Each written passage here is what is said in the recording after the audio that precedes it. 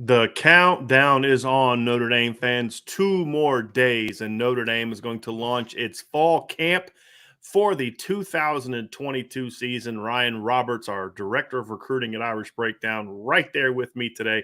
I'm Brian Driscoll, your publisher, and we are going to talk Notre Dame football today. We're gonna have several recruiting shows this week, but these afternoon shows we're going to focus on team stuff, Ryan, during the main section. We will have a mailbag at the end, but it won't be quite as extensive. But throw your questions in now, because the earlier you get to them, the earlier you throw them in, the more likely it is that we get them to you. So, Ryan, today we're going to talk about the Notre Dame offense. And this is an interesting group, because you and I, when we were talking about the defense the other day, we're going to talk about the strengths of the Notre Dame offense and what we believe are going to be the things that this offense can build around. And we do think there are things this offense is going to build around. When we did this show on the defense, there was a lot of things where it was like, Foskey's already a dude, right? He's already a star. You can build around. Brandon Joseph is. And you had made the point, like, even if Cam Hart just does what he did last year, he's really good. Jason Adamiola is in a similar boat. J.D. Bertrand's in a similar boat. Jack Kaiser's in a similar boat. Howard Cross, Jacob Lake. There's a lot of, like, you know what? That's already pretty good. When you look at the offense, it's kind of a complete 180. And the offense, to me, is every bit as talented. And you could argue maybe even more so at the really high-end level than is the defense. But with today's show, once you get past Michael Mayer as a unit, every strength we're going to talk about is projection. What we project, what we think will happen, which makes this a much different conversation than one we had the other day about the defense. It's volatile. I mean, let's call it what it is, right? I agree with you. I would argue, actually, I would, I know you said you can. I would argue that I think if both the offense and the defenses hit their ceilings, I might take the offense. I really would. Talent-wise, talent-wise, just from a playmaking perspective. Like, I think that there is a lot of guys that can break out for this team. That being said, the defensive side of the football has a lot more of a floor, right? Like, they have a lot more stay power. They have a lot more known commodity. The offense doesn't. Even the guys that we're incredibly excited about. And I always think about that sophomore class, right? Like, that's the thing that just keeps popping in my head, because those guys showed a lot of signs as freshmen, and they could all be absolute dudes, but you're still depending on a sophomore in college to be your dude, right? Like, at the end of the day. That's some very important positions. If you want to talk about volatility, that's volatility. Because usually it's like role player, then like junior year, that's usually when breakouts happen, right? But we need sophomores to really break out this year, which makes it a lot of fun, because I think that and I know we're not going to get specifically into the players right now, but if some of these players do hit to their ceiling, then this is a stellar offense. Right. It really can be. Right. But if a couple of guys don't take a step forward, then the floor is much lower than what we think the defensive side of the football is. So it's a little bit of a younger unit when you really think about it. It's like when we talk recruiting, right, Ryan? Like, we talk floor and ceiling, right? And the guys you want are the high floor and high ceiling guys, right? And if you're going to take a risk, you go with the high floor over the high ceiling when you're talking about the immediate. Like, okay, you need a receiver that can come in and help you in 2022, right? Or 2023. Well, you have to have one, and you only have two options. And one guy's a high ceiling, low floor guy, and the other guy's a high floor guy with not as high of a ceiling. But you need that guy to come in and play right away. You're taking the high floor guy. Right. So great house. Exactly. Right. So when you're looking at the 2022 season, you can't wait for the ceilings, right? It's like the floors are going to be what are going to determine or how quickly guys do tap into their ceiling. And as you pointed, I think the point you made is like, we talk about like this guy's a 4-star player with a 4.5-star upside or whatever the case may be. Well, sometimes we've had guys that are like 3.5 or 3-star guys that have like 4.5 stars because there's this wide gap between their upside and then their current grade. And that's the offense. There's so many unknowns from a health standpoint. Where's Avery Davis going to be health-wise? Where's Joe Wilkins health-wise? Where's Logan Diggs health-wise? Everybody watches these workout videos and he looks phenomenal and he looks great. And shocker, Logan Diggs has great athleticism and agility and balance, right? Something we've been talking about since Notre Dame landed him.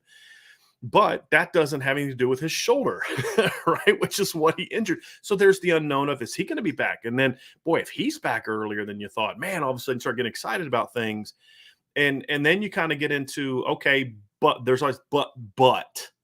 And those are the things that we'll discuss even more tomorrow in tomorrow's show. Because tomorrow we're going to talk about the questions and concerns. And there's more certainty about what the questions are than what the answers are on offense. And that's what makes this interesting. And I would say too, Brian, this offense is going to create a lot of explosive plays because there is a lot of talented playmakers. There's no doubt. Tyler Buckner, there's going to be a play where like he bends it back and you're like, that's not how that play is designed on like a zone read. And then he, takes it 50 yards, right? Chris Tyree is going to hit the wrong gap, but he can still outrun a player to the corner. A wide receiver is going to make a contested catch where like maybe he didn't stack him properly or he wasn't the best tracking the football down the field, but he's got incredible length and athleticism and they can make a play. There's going to be explosive plays no matter how well this offense develops. The question is if it becomes efficient explosiveness, right? And I think that if it's an efficient offense, then we're talking about even more explosiveness. We're talking about more on a play-by-play perspective that you can account for, right? Like there's kind of that baseline of, I know you think of like the yards before contact, yards after contact, right? And I'm going to make this comparison. It's like a yak conversation, right? There's going to be a lot of explosive plays. It's the question of what are you doing when it's ordinary plays? Like that is what you're interested in. I know you just mentioned Logan Diggs. It's like Logan Diggs will just break off this run, the 15-yard explosive, breaks multiple tackles. But then there's sometimes where you just need to slam it up in there, right? And get 3 to 4. And that's the difference for me is that they're going to create explosive plays. Can they be efficient with it?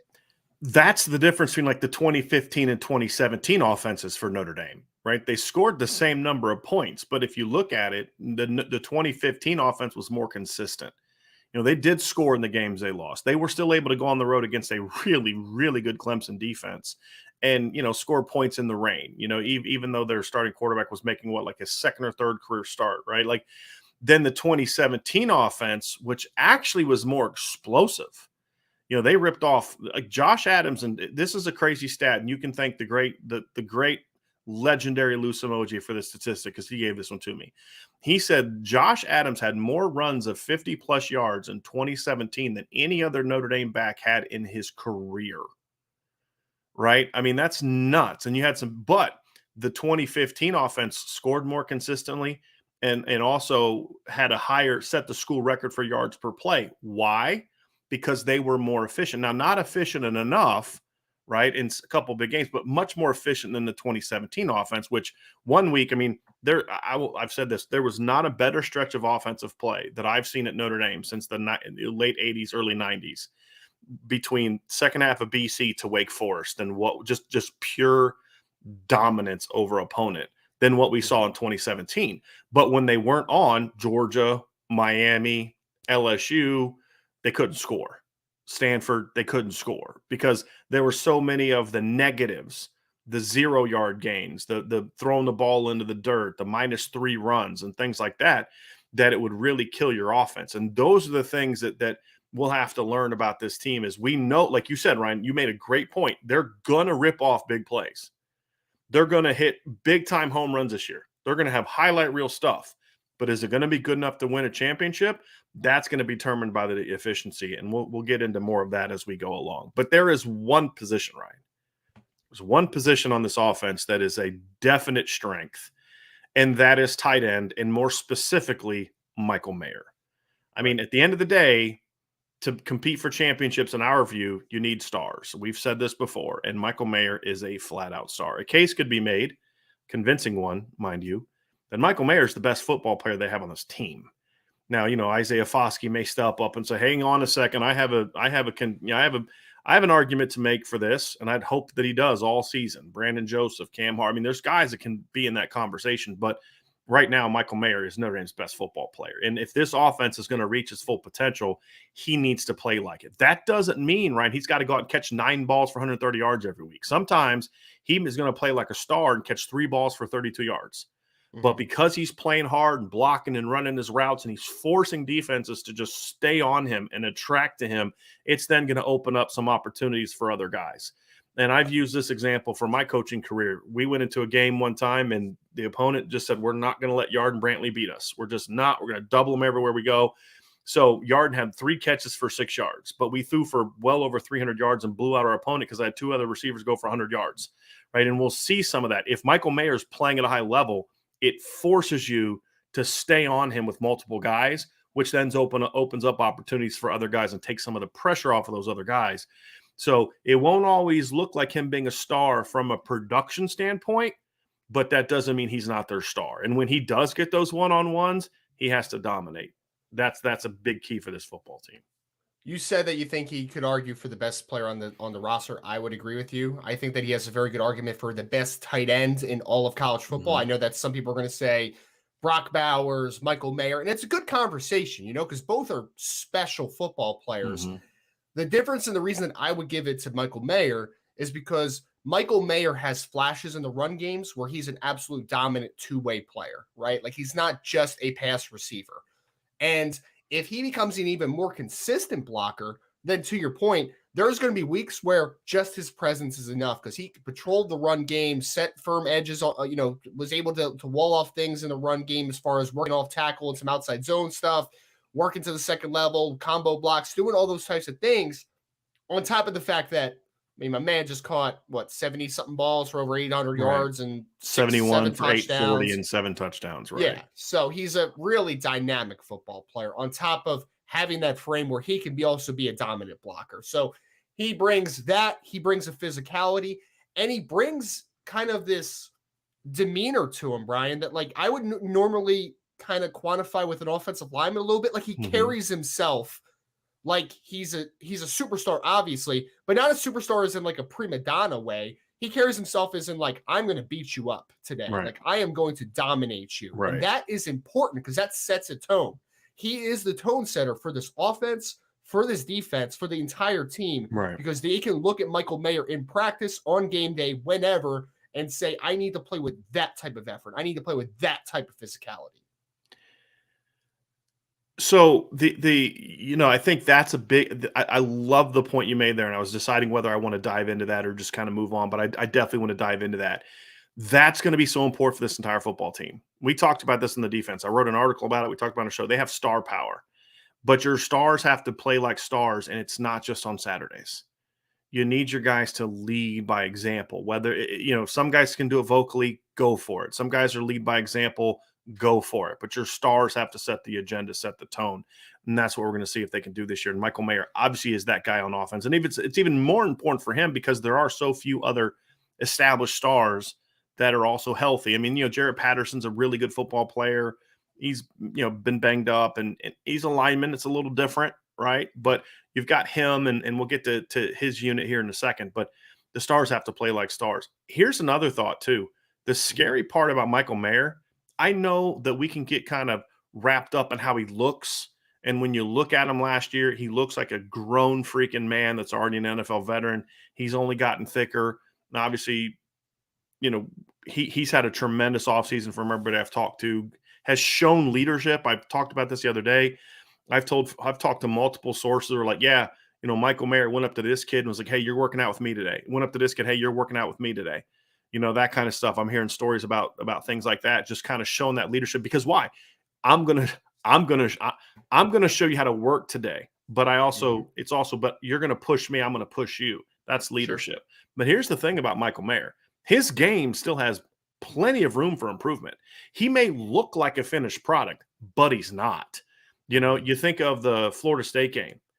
Just dropping that as good as he was that game. He had a chance to win that game in the fourth quarter, and he drops the ball.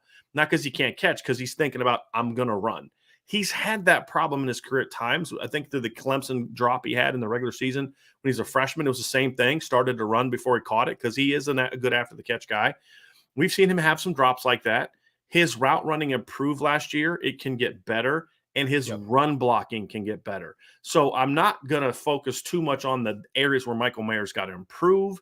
That's not the point of this. The point of this is to say this guy was a stud last year.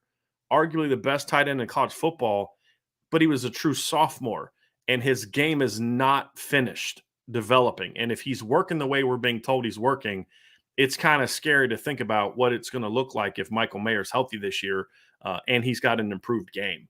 Like that's who's the alpha? That's him right there, and wearing number 87. It's so funny, Brian, like working in the NFL draft side of stuff too. It's like people are always like, oh, I've heard literally people say Michael Mayer's a finished product. And I'm like, no, he's not. Like, he's not. I think Michael Mayer still has a significantly high ceiling. I don't think it's anywhere close to it. Can I ask you a question? Do you think that he's physically close to being? Because I think people look at physically. Well, he's kind of physically close to being tapped out. I think that's the perception because of how big he looks. But that in the NFL, that matters. Sure. But in college football, that doesn't carry as much weight for me because you're not putting enough on the game, right? Sure. And that's the thing is some people can improve because their bodies need reformation and restoration or transformation or whatever. In the NFL, it's more about the game, right? And that to me, when I look at Michael Mayer physically is not going to be that much bigger and stronger than he was last year. Is his technique better? Is his focus better? Is his footwork better when he's trying to block on the edge? Is he a little crisper getting into and out of his routes? Is he doing a little better job of attacking the leverage of the safety to try to manipulate him more effectively? Is he using his hands better when getting off of an aggressive linebacker? All of those things are, is he finishing better? Is he really working his hips around on a reach block? Is he really taking that wide step and then coming through with power on the second step when he's trying to block a 9 technique? Those are the things that Michael Mayer still has a lot of room for improvement. And that's a really, really scary thought. And that's where I think you're right, Ryan. I think people are not putting enough, the outside pundits are not putting enough on. You're getting wrapped up in what he looks like in his physical dominance. You're not focusing enough on this guy's game still needs a lot of improvement. And we're not saying that to be critical. We're saying that because he's going to work to improve it. And he made a comment this spring. He was talking about Jared Parker and how when Jared Parker first came in, the tight ends coach of Notre Dame, he was like the first thing Mayer made this comment. It was I wish I could find the comment because it was a really great comment. But he said, I'm actually going to find it because I want to play that. But it was kind of funny because you're starting to see a little bit more of Mayer's personality. I think I have this saved in our media thing, so I actually think I can play this. But he made a comment about how Jared Parker was kind of like getting on him, and he's like, Coach, I thought I had a pretty good year last year, and I really loved that comment. Let me try to play this. I'm going to find it while we're talking. Yeah. Well, I mean, Brian, to your point, though, I would agree 100% with you. I mean, if we're being completely honest, Michael Mayer as a freshman could have probably physically competed on the NFL level. Yeah. Not saying he would have dominated or been this guy right now, but he could have played because of just how physically developed he was coming out. He was an advanced kid from just a body type perspective. Right. So I'm excited though, because to your point, it's about attention to detail, right? It's about better angles, better hand usage as a passer, as a route runner. There's so many different things that he can do to still improve. Because the question was, Ryan, you got a new coach. Is the new coach going to be one to come in and push the star? That's always a fair question. And this is what Michael Mayer said about Jared Parker. And I thought this was great. And Michael's response to it was great. So Ryan, just give me a thumbs up if you can hear this when it starts playing. A lot of attention to detail with Coach Parker. He came in here. We went straight into the film room. It was, what do you need to work on? What do you need to work on? And that's what I love. That's what I love about him. He knows that he's hard on me. That's what I need in the coach. He's going to be very, very hard on me. And he's been pushing me to just get better. And I've been getting tremendously better this spring. Coming in to this spring ball, I was like, I feel like I had a pretty successful season last year. Got right into the tape with Coach Parker. And right away, he was like, this is what you're doing wrong. This is what you need to change right away. And I was like, dang, Coach, I thought I had a pretty good season. But that's the type of thing I like about him. And that's what I'm talking about when I talk about Coach Parker is the very attention to detail, the steps, if the defender's here, you can do 3 different things instead of 2 different things. You can do 5 different things when the defender's on this hip, that type of thing. And that's the type of stuff I'm going to improve on. And I have been improving on. Like, It's one thing for a coach to come in and try to coach up the star. It's another thing that's a bigger question if the star is going to take it. And I just love Michael's honesty there. Like, dang, coach, I thought I had a pretty good year last year. But then he goes on to say, but I want that. I want him to come in and push me and challenge me. And it sounds like that's gone really well so far. And you know, he talked about like there are areas where my game can improve. And that's what I love about what they've done, because in the past, I felt like at times once a guy reached a certain status, the staff wouldn't push him as much as they would other guys. And I like that Jared, because I think that's also smart for Jared Parker, because he's got to come in and say, hey, look, if I'm going to be critical of him, you better believe I'm going to be coming and making sure you're improving your game. And it's just such a great standard of, hey, everyone's going to get coached and everyone's going to be held to a higher standard. I don't care if you're the guy that shattered every Notre Dame single season record or not.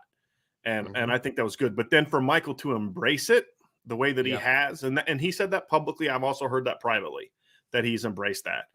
It says a lot about what this kid can be. And that's what we talk about, Ryan.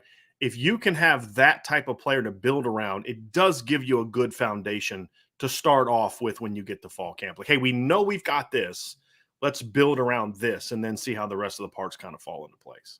Well, having your best player being such a hardworking presence to get better to that degree, right? Because your captains and your leaders don't always necessarily have to be your best players. But I feel like with him, I mean, Isaiah Foskey is this way to a degree as well. But people are going to follow Michael Mayer just based upon who he is, right? And if he has good habits as a worker, people are going to follow behind him, right? So not only is he working to be better at his own craft, I think people are also going to emulate him because they want to be Michael Mayer, not just in the tight end room. Like they want to be the stars of college football. They want to be preseason All-Americans. They want to be projected to go in the first round. And Michael has such a subtle confidence to him, but he's not like incredibly outspoken, right? Like, but you just being around him and just watching him, right? Like you can just see it. Like he has a good personality and all that good stuff. But like he could just walk into a room and you're like, that's a dude, you know, like that's a dude. And that's what we want to be right there. So he's the key to this offense because he's your most proven commodity coming back, maybe outside of Jared Patterson. We'll argue that. I think he's your most proven commodity because I think Jared Patterson has the most experience, but he's never played at the dominant level that Michael Mayer's played at. He's flashed it. Michael Mayer was dominant from the beginning of last season to the end of last season. And Jared Patterson's never had that kind of season at Notre Dame. So I think that is a very important part of this. And I think the final thing, and we'll move on to the next aspect, is on Michael Mayer, is I'm really looking forward to seeing if or how Notre Dame evolves his usage. And here's some areas I'm going to look for in fall camp, right? When the season starts, I'm going to see, okay, do they move him around more? Do they use him more in the boundary in ways in the pass game as well as the run game? Do they change how he's used in stuff? Like last year, he was almost all intermediate to short stuff. And then he would then use his athleticism and playmaking ability to make people miss or use his strength to make catches. He didn't do a ton vertically. You rarely saw Michael Mayer really challenging defenses beyond 15, 20 yards, which has led to some people saying, well, he doesn't project as well as this other tight end because he doesn't stretch the field. Can't and doesn't are two completely different things. And for me, I think with Michael Mayer, it's more of a doesn't, which is not his decision. It's not like he's like, hold on a sec, coach. I don't like that play call. I'm running a seam route instead.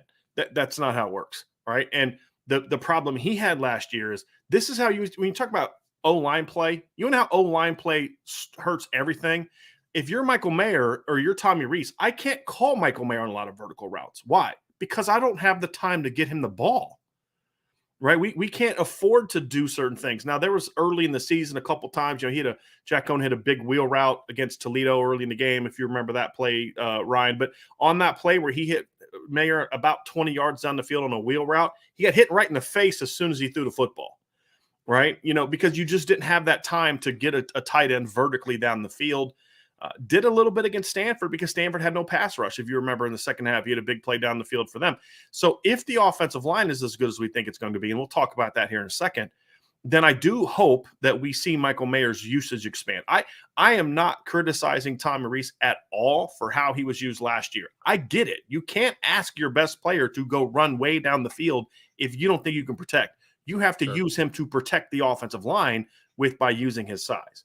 So that's something I'm curious to see, because if he can become more of a vertical threat, meaning from a usage standpoint, if they will be more willing to put him into the boundary in 11 personnel, like let's say they're going 11 personnel and they've got Lorenzo Styles and Braden Lindsay and Avery Davis on the field, is it out of the realm of possibility to say, hey, look, let's put Michael Mayer backside and let him play the W position and win? And how's the defense going to react to that? Are they going to keep a cornerback over there, which means now I have two of my receivers lined up against a non-cornerback? Are they going to put a safety over there, which means I'm going to that matchup all day? Are they going to try to put a linebacker out of the box to try to protect against that? Okay, cool. Now I've got my read zone stuff. I've got my inside zone. Like, if he can be effective making plays in them, if you just line him up there, it doesn't do anything. You've got to show that you're willing to throw the ball to him over there on more than just RPO hitches and outs. I mean, are you willing to let him catch some back shoulder stuff, maybe bang some deep end cuts and things like that, run some comeback routes? You know, some of the stuff you do at the boundary position, if you're willing to do that, it puts defenses in a really tough bind when you have a guy as good as him. And we saw this a lot with Tyler Eifert back in 2012 and 2012 more so, because in 2011 you had Michael Floyd doing a lot of that stuff. But in 2012, we saw them do that at times. Now, they're not the same player.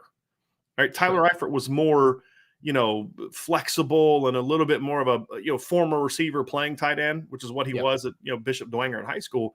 Michael, I still think, can do a lot of things there. It's going to look a little bit different. But when I compare him to Eifert, Ryan, I'm more of saying the impact that Eifert had when he was there, not saying a tit for tat, thing. And look, who benefited from Mayer's ability to do all that stuff? It was Tommy Rees and Everett Golson, right? Who got to, make some big plays to Tyler Eifert in those years together. So I think that's the final piece, right? I'm very curious to see how Tommy Rees and Jared Parker are going to use Michael Mayer this year in regards to expanding his role in the offense. And the other thing that does too, Ryan, if you're willing to move him around even more, put him at W, put him at Z, put him at X, it now makes it a lot harder for the defense to game plan around him, because you never know where he's going to be. And if you are going to overreact to him, there are things they can do to get you to overreact further outside the box, which then opens up some run game opportunities. Yeah, that I am a fan of Tommy Rees. Tommy Rees has an offensive mind. I think that he can scheme some great things up. And kind of how I talked about the defensive day, about people are going to just have their kind of bullseye on number 7, Isaiah Foskey, right? And just kind of probably going to slide a lot of protections that way, get a couple guys on him, leave some tight ends in at times, all that type of stuff, trade and then get the tight end on him. Like, they're going to do a lot of different things to try to combat him. I think it's the same way with Michael Mayer on offense. And how do you do that? You don't combat that theory by just putting him in the same position every play, right? Because then you're like, I know how to stop that. I just did it this play before. I'm going to continue doing the same thing that I'm still doing. You line him up at H. You motion him across the formation. You line him up in the slot. You put him into the boundary. There's a lot of things that you can do with Michael Mayer that you can scheme things open for him, right? And not only to scheme things open for him, but then to your point, Brian, as he's going in motion across the formation, the eyes are going to 87, right? The attention is going to 87, which means there's going to be a one-on-one somewhere else, right? There is going to be another player that has an advantageous situation, an advantageous one-on-one opportunity. And I personally do believe in Lorenzo Styles getting a one-on-one opportunity. I believe in Braden Lindsay getting a one-on-one opportunity. I believe in Avery Davis getting a one-on-one opportunity. When those opportunities come, I think that Notre Dame can capitalize on it. But in order to force a defense's hand, and I know Tommy Rees knows this, he's a much smarter football mind than I am. He knows, and I'm hoping that we're going to see, is that Michael Mayer can do so many different things for us, and we need it for our offense to be as optimal as it possibly can. Final concerns about Michael Mayer, right? He goes to Hollywood, right? All the acting he's doing this offseason, we say jokingly, and as Mace K says, he's good, but I worry if we have a game somewhere and the Jonas Brothers come to town. I still won't get over that. Like, All-American tight end fell down. That was still such a great offseason moment. But yes, I, it's going to be – your stars got to play like stars, right? And that, at the end of the day, that's what Michael Mayer's got to do. But to your point, the coaches have to then put him in position to maximize his ability to impact the defense. Either way, he's gonna be a strength of this team no matter how he's used. If they just repeat what they did last year, he's still really good. To say, if he's the same guy he was last year, it's like I said with the defensive players the other day, right? If he is the same exact player, then he is an argument for the best tight end in college football. But if he takes a step forward, then it's not an argument. He's one of the best players in college football. Sure. And I think that's important to point out, though, Ryan, because last year Michael Mayer was one of the 3 best tight ends in college football, in my opinion. With all due respect to Isaiah Likely and the kid from Colorado State whose name escapes me. Trey McBride. Mm-hmm. With all due respect, their numbers weren't that much better than Michael Mayer's, and they were playing against Mountain West teams. You put Michael Mayer in the Mountain West, and what do his numbers look like? I mean, he finished in the top 5 or 6 in catches, receiving yards, and receiving touchdowns for a tight end last year. And he did so against, with all due respect, tougher competition than Coastal Carolina and those type of teams. Obviously, Brock Bowers had a great year last year for Georgia, but to me, those were the 2 best tight ends of college football last year, in my opinion. And just from an impacting the game standpoint. So to your point, he will be that bar, as long as health checks out. And we make that statement just blanket for everyone. There's nothing that we know that we're not saying. That's just always the case, right? As long as he's able to stay healthy. Because we can't predict the future. And he did all those numbers while missing a game because he didn't play against Virginia Tech. Yep. Which people also forget when they talk about Tyler Buckner. His one game he played a bunch, he didn't have their best player on the field. I just want to remind people of that. But when you look at Michael Mayer, if taking the next step gets him from being one of the best tight ends to one of the best players. We were asked a question in our mailbag on Friday, who are the 5 best players of college football coming back? And you had mentioned Michael Mayer. Yeah. When we talk about what he's got to prove he can be that guy. He's not that guy based on what he did last year. That's where the projection comes. But the fact that we can even have that conversation about a tight end where you didn't say that, I was like, hold on a second, buddy. This isn't a Homer show. We don't do that stuff here. The fact that I'm like, yeah, okay, I can see that is because he has that type of ability. Let's see if he takes it to that level. And that's going to be a very interesting part. But I think a lot of that's going to have to do with, does the supporting cast around him step up? He can't do it on his own. He's going to have to get help. And every great player to be productive needs help. Otherwise, good teams can take you out of a game. 100%. So let's talk about the next strengths on this team. And these are where we get into a little bit more of projection. And let's be honest, a lot of this projection comes down to the coach, and that's the offensive line. We anticipate the Notre Dame offensive line being a strength this year. And reading some of the comments in the chat, there's a lot of assuming going on about the offensive line. And normally I push back on that, but this year I'm going to not, because it's a lot of the focus is on Harry's back and he's a great coach and he's a legend and all that. And that is all true. Yep. But the reality is, as good as Coach Heastand is, and we think he's tremendous, every offensive line coach I know thinks he's one of the best in the business. Every talent evaluator I know at the NFL level and college level thinks he's one of the best in the business. The only people that don't think that are some misguided fans and people that cover the game. But that's not why. Because here's the reality. The greatest coach in the world is not taking a kid without talent and turning them into Quentin Nelson. Right? Like, Quentin Nelson gives a lot of credit to, Harry Heastand and that relationship, but Harry Heastand didn't take a 2-star kid with no ability and turn him into a great player. God had a big role in that as well.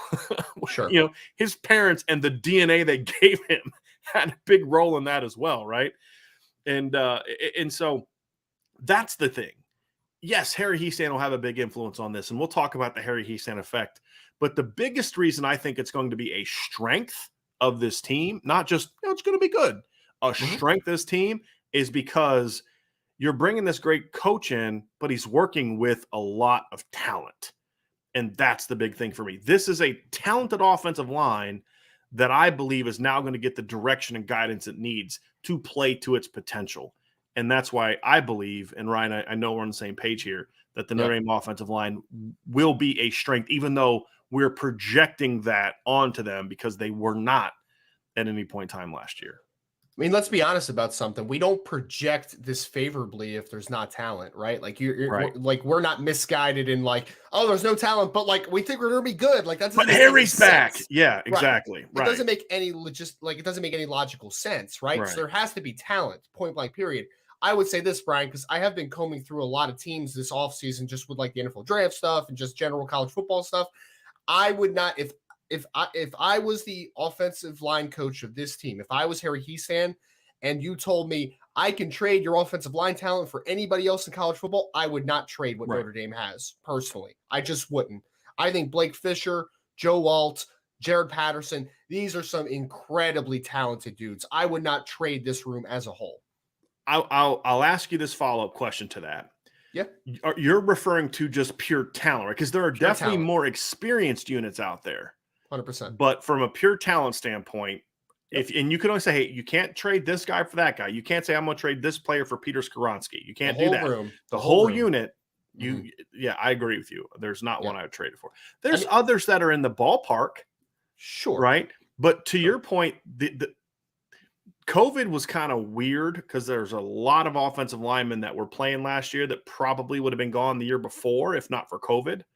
And so you had a lot of 5th and 6th year offensive linemen playing last year, and a lot of teams lost a lot of linemen. Yep. And that factors into this as well. And you made this point when you were kind of having some NFL draft conversation on Twitter, like this is not a great offensive tackle class. No. It's not a great interior offensive line class either for the draft because there's a lot of young players, but there's just not a lot of great proven players coming back. So when you look at Notre Dame, they're actually not as inexperienced as you would think when you compare them to a lot of other teams, number one. And number two, the areas where they're least experienced tackle are their two most naturally physically gifted players, and Joe Alt and Blake Fisher. A player that everybody with all due respect to Jarrett Patterson, by the way. Yeah, and a player that people both in college football spheres and NFL draft spheres that are really excited about, and I am too to a degree, is Paris Johnson Jr., who we're going to see on September 3rd. Well, Joe Alt started more games at left tackle than Paris Johnson Jr. has, right? Correct. I mean, to your conversation about the give context for that because not everybody knows what you're referring to there. Yeah. So Paris Johnson, former 5-star recruit at Ohio State, is going to be the starting left tackle at Ohio State this year. But as you said, he's not started there before. So he's coming into his 3rd year, freshman year 2 years ago. He was backing up at offensive tackle, but also playing inside at guard. And then last year he was the full-time starter at right guard. So he's being projected as a All-American offensive tackle, as a first-round potential draft pick as an offensive tackle. And he has yet to start a single game at offensive tackle on the college football level. So although Notre Dame is depending on sophomores to be their dudes at offensive tackle, even Blake Fisher has started more games at left tackle than Paris Johnson Jr. has, right? So while it may be inexperienced in an age perspective, Notre Dame has more experience, to Brian's point, than some players that are getting a lot of more national recognition at this point and are getting this fanfare. And I mean, I'm so excited, man. It's not often that you have this blend of talent, and there is some experience. Like, let's not just throw out Jared Patterson, Josh Logan, those dudes that have played a lot of football. And Zeke Correll has played a lot of football as well. It hasn't always been good. Andrew Kostofik. Look, they've got 8 guys. 8 guys coming back next year. Am I holding up 8? 1, 2, 3, 4, 5. 8 guys that have started at least 2 college football games coming back. There's not a lot of teams that can say that, right? No. Now, not all those starts were good quality right, starts, but it is experience, and the lack of quality had a lot to do with the fact that they weren't coached well. But you got Michael Carmody. That nobody talks about. Michael Carmody, that kid is a big, strong, athletic kid who started 2 games at left tackle last year. He's moved inside. He can play center and guard now, and we're not even talking about him. There's a lot of teams on Notre Dame's schedule that would say, hey, I'll take Michael Carmody. I'll take Tosh Baker. Give me Andrew Kostofik if you guys don't want to start him. We'll take him. If they went in the transfer portal right now, their phone would be off the hook. Man. They would have to change their number. Like, let's be honest about it. 100%. Absolutely. Let's not give them any ideas. Actually, the deadline's passed, so it's all good. That's fair. But the depth is outstanding, and we haven't even got into Rocco Spindler and Caleb Johnson and obviously Billy Schrouth, who's now coming in, and guys like that. So it's not just about they got 5 guys and everything has to go perfectly. They have depth. And they have guys that can play. And you talk about sometimes bad experience can be good for you because it prepares you to go be successful moving forward. And that's, look at like a Tosh Baker. Tosh really failed last year for the first time in his life because he couldn't just rely on being so much better than everyone around him and being long and athletic and all that other kind of stuff. And so to me, when I look at this, Ryan, it's you kind of thought you went into that game and you're like, well, we're going to see what Blake Fisher and Joe Alt are all about because they're going against the most productive pass rushing unit. I don't want to say best. I've said best a lot. And when I say best, I'm referring statistically. They were the best pass rushing team statistically last year in regards to sacks. And so to me, they held their own on 70-plus pass snaps. I mean, they threw 68 times, but there was over 70 pass calls in the game, and they more than held their own against the best pass rushing unit in the country last year statistically. And it was good talent-wise, too. I mean, Brock Martin and Colin Oliver and guys like that, they could get after it. They brought a lot of pressures. And Oklahoma State didn't just line up and say, we're going to rush our 4. I mean, they're bringing pressures from all over the place. And they held their own. And there aren't a whole lot of pass rushes that Notre Dame's going to face this year that are better than that one. And they did that as freshmen without the extra experience that they're going to have this offseason. I was going to say it was a nice showing by the tackles as well because Brock Martin and Colin Oliver are also very different pass rushers, right? I mean, Brock Martin is a little bit of a sawed-off power plug of a rusher. Experience, savvy, and advanced repertoire. Hand usage, and exactly. Colin Oliver was a freshman who he was running the track, man. Like he was running as fast as he possibly could. So they were seeing very different players, which gives me a lot of room for hope, especially because, I mean, sometimes you'll have a undersized offensive tackle on the college level who can just wash out a speed rusher, right? Because he has those athletic traits. But then when he gets a really strong bull rusher, that gives him some problems. But the fact that this offensive tackle duo saw both types in the same game, that were, I mean, what they combined for like 20 sacks or so last year? Like they were a highly productive duo. Yeah. The fact that they held their own against that duo that is that different, I think is a big barometer of things that are moving forward. And the number of snaps that they had, like that's the other thing is like to your point, it was 19 and a half is what Colin Oliver and Brock Martin had last year. Just the two of them, as you mentioned. Yep. And they finished the year last year with 56 sacks as a team. So Ryan, the other part too is this, I think, is going to be a much bigger Notre Dame offensive line than we've seen in recent years too. Yeah. Last year's offensive line was a little undersized because you did have Zeke Correll at left guard. Kane Madden was listed big, but wasn't really big. He was kind of short. Josh Lugg at right tackle. You had Blake, but like you're going to be so much bigger this year because Josh is and big is not always just pure weight. It's like length. You went from a barely 6 feet tall, 305. What was it? Kane Madden listed like 305 right guard, and Kane Madden to now an almost 6'8", 310 plus pound right guard. Blake Fisher is what he is, right? We're talking about the unit they had for most of the season. Mm-hmm. Joe Alt was listed at 6'6", 305 last year. He's now listed at 6'7". I would imagine he's going to be over 310 this year in the roster. I would imagine when it comes out on Friday.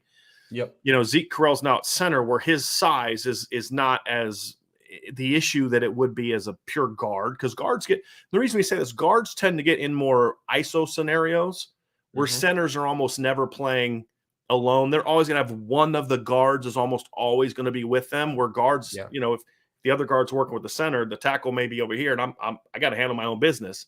Right. Now he's outside, he's inside and Jarrett Patterson's outside who's listed at 307.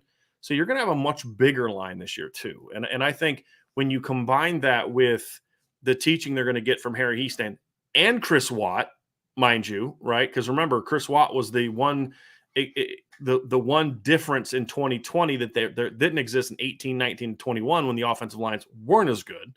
Right. And they weren't as physical because they were physical in 2020. They were finesse in 19, finesse in 18, finesse in 21 because of the coaching.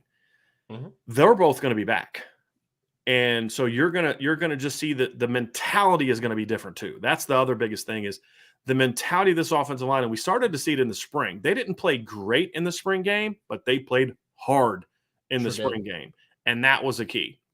I mean, even just watching Zeke Correll just busting it downfield in that screen pass to Darian Price, where he's just like little legs are moving 100 miles an hour. You know, he's getting down there, setting up that screen for a touchdown. And so, but the other part, that's the other part though. This is going to be a pretty athletic offensive line for its size as well. Joe Alt's a pretty good athlete. Blake Fisher's an exceptional athlete for his size. Jared Patterson's an athletic player. I think Zeke Correll is an athletic player. Your least athletic guy is arguably Josh Lugg, who last year was arguably your second or third most athletic guy, depending on who was in the game at certain spots, because Michael Carmony's athleticism did not play well at tackle. It plays better inside. He was a little tight and stiff because his footwork was bad. At times, he was your second or third best athlete on the offensive line. Now he's arguably number 5, which speaks to just how, again, why we believe the talent is going to be better. And I think it's the athleticism for the position they play too, right? Like it's like the fundamental fit into the spot. Like Josh Lugg at guard is a much better athlete than Josh Lugg at tackle, right? Explain what that means, because it's about what you're asking. It's athleticism relative to the space and the responsibilities that you'll have. Explain that. Yeah. So when Josh Lugg is at tackle, for instance, right, we know that he's a shorter armed guy. We've talked about this before. He's got like sub 32-inch arms, which is still bizarre for a guy that's 6'7". Like that is very an odd type of arm length. But so when you don't have great arm length at tackle, you need to have an overcompensating trait. And I talk about this all the time. You need to have foot quickness, right? Like you need to overcompensate for that lack of length because you're playing in increased space when you're playing offensive tackle.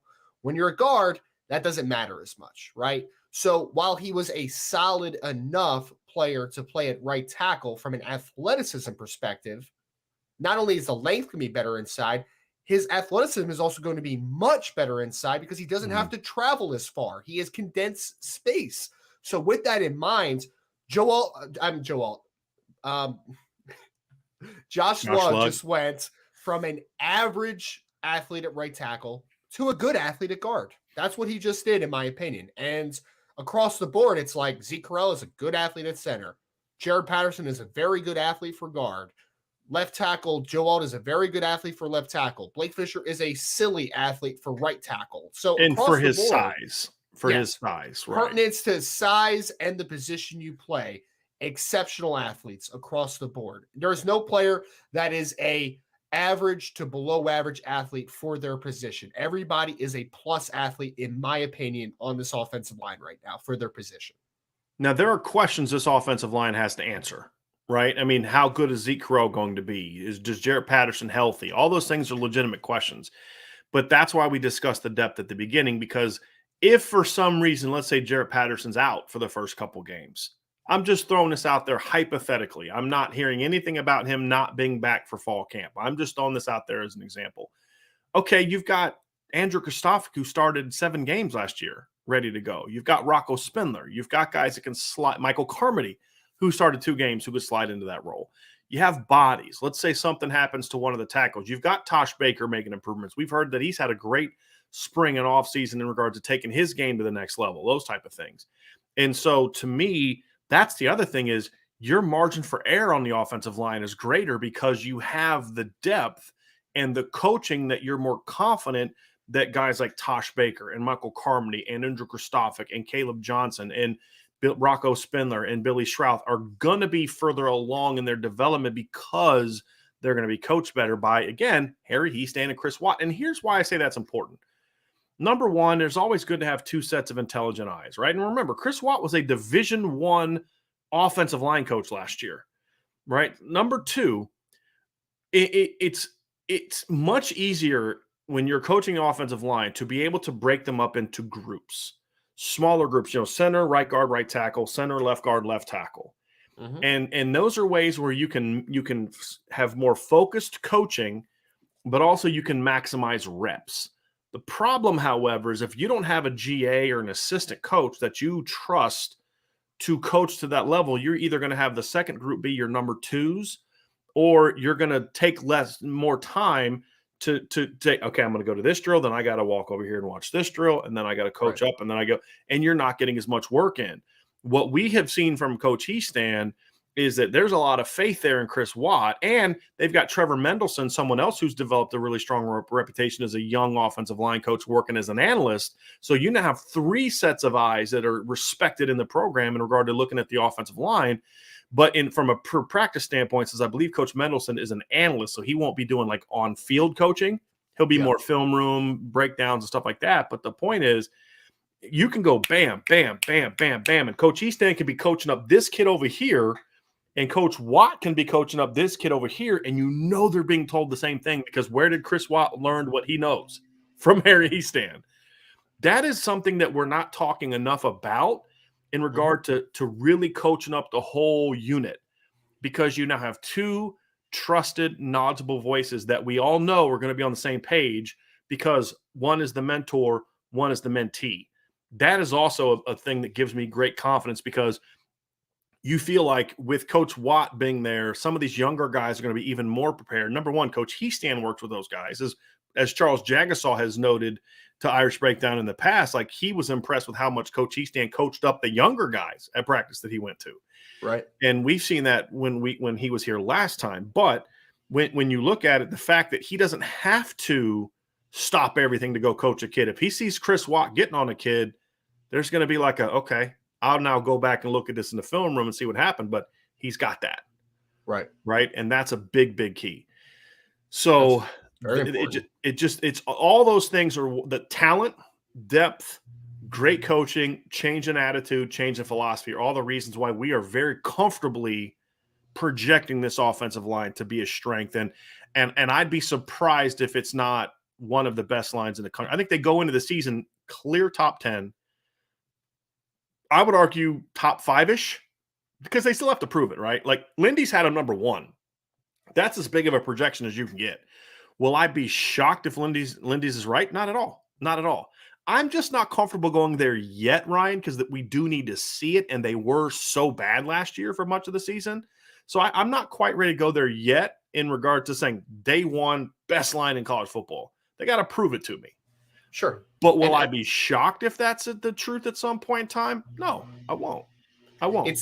It's what have you done for me lately, right? I mean, the last time we saw this Notre Dame offensive line, although it was better than it had been early on in the season, still wasn't a great unit, right? Like, they were a solid unit at the end of the year, but they were not a good unit. So although you get excited with, like you said, there's a combination, there's talent, there's coaches, there's multiple eyes, there's multiple understandings of the overall vision of the offensive line and how they want to coach. Absolutely. But they still need to make it happen, right? Like, you still need to see it. Everyone keeps asking about Marcus Freeman as a game day coach, for instance, right? And it's just like, I have confidence that it's going to look good, but until you see it, you just don't know, right? Like, you just don't know what this offensive line is going to be until you see it on game day. So I'm excited about it, because I think you hit the nail on the head. They have everything they need to be a very successful offensive line. They have the tutelage up top. They have multiple people underneath Coach Heastan that can get the job done as well. I mean, Chris Watt's a fantastic young coach, in my opinion. You mentioned Mendelson, who's going to have some authority as far as, from the film room perspective and just the daily understanding of the younger players, especially, kind of getting better. But you have to tangibly see it. So it's going to be a question mark until we see it. But I am very, very positive for where this team's going to be, because reputation matters. And what Coach Heastan did the first time around, I have no reason to think that he won't get similar results this time around. I can't personally speak for Trevor Mendelson. I want to make sure that I'm clear on that. I have no opinion of Trevor Mendelson, because since he's been at Notre Dame, I haven't been able to be at practices. So I can't, like, when I would watch other coaches, I would see them coaching. I'm like, hey, that guy's doing a good job or not. So I can't, but people I know and people whose football opinion I actually respect think very highly of Trevor Mendelson.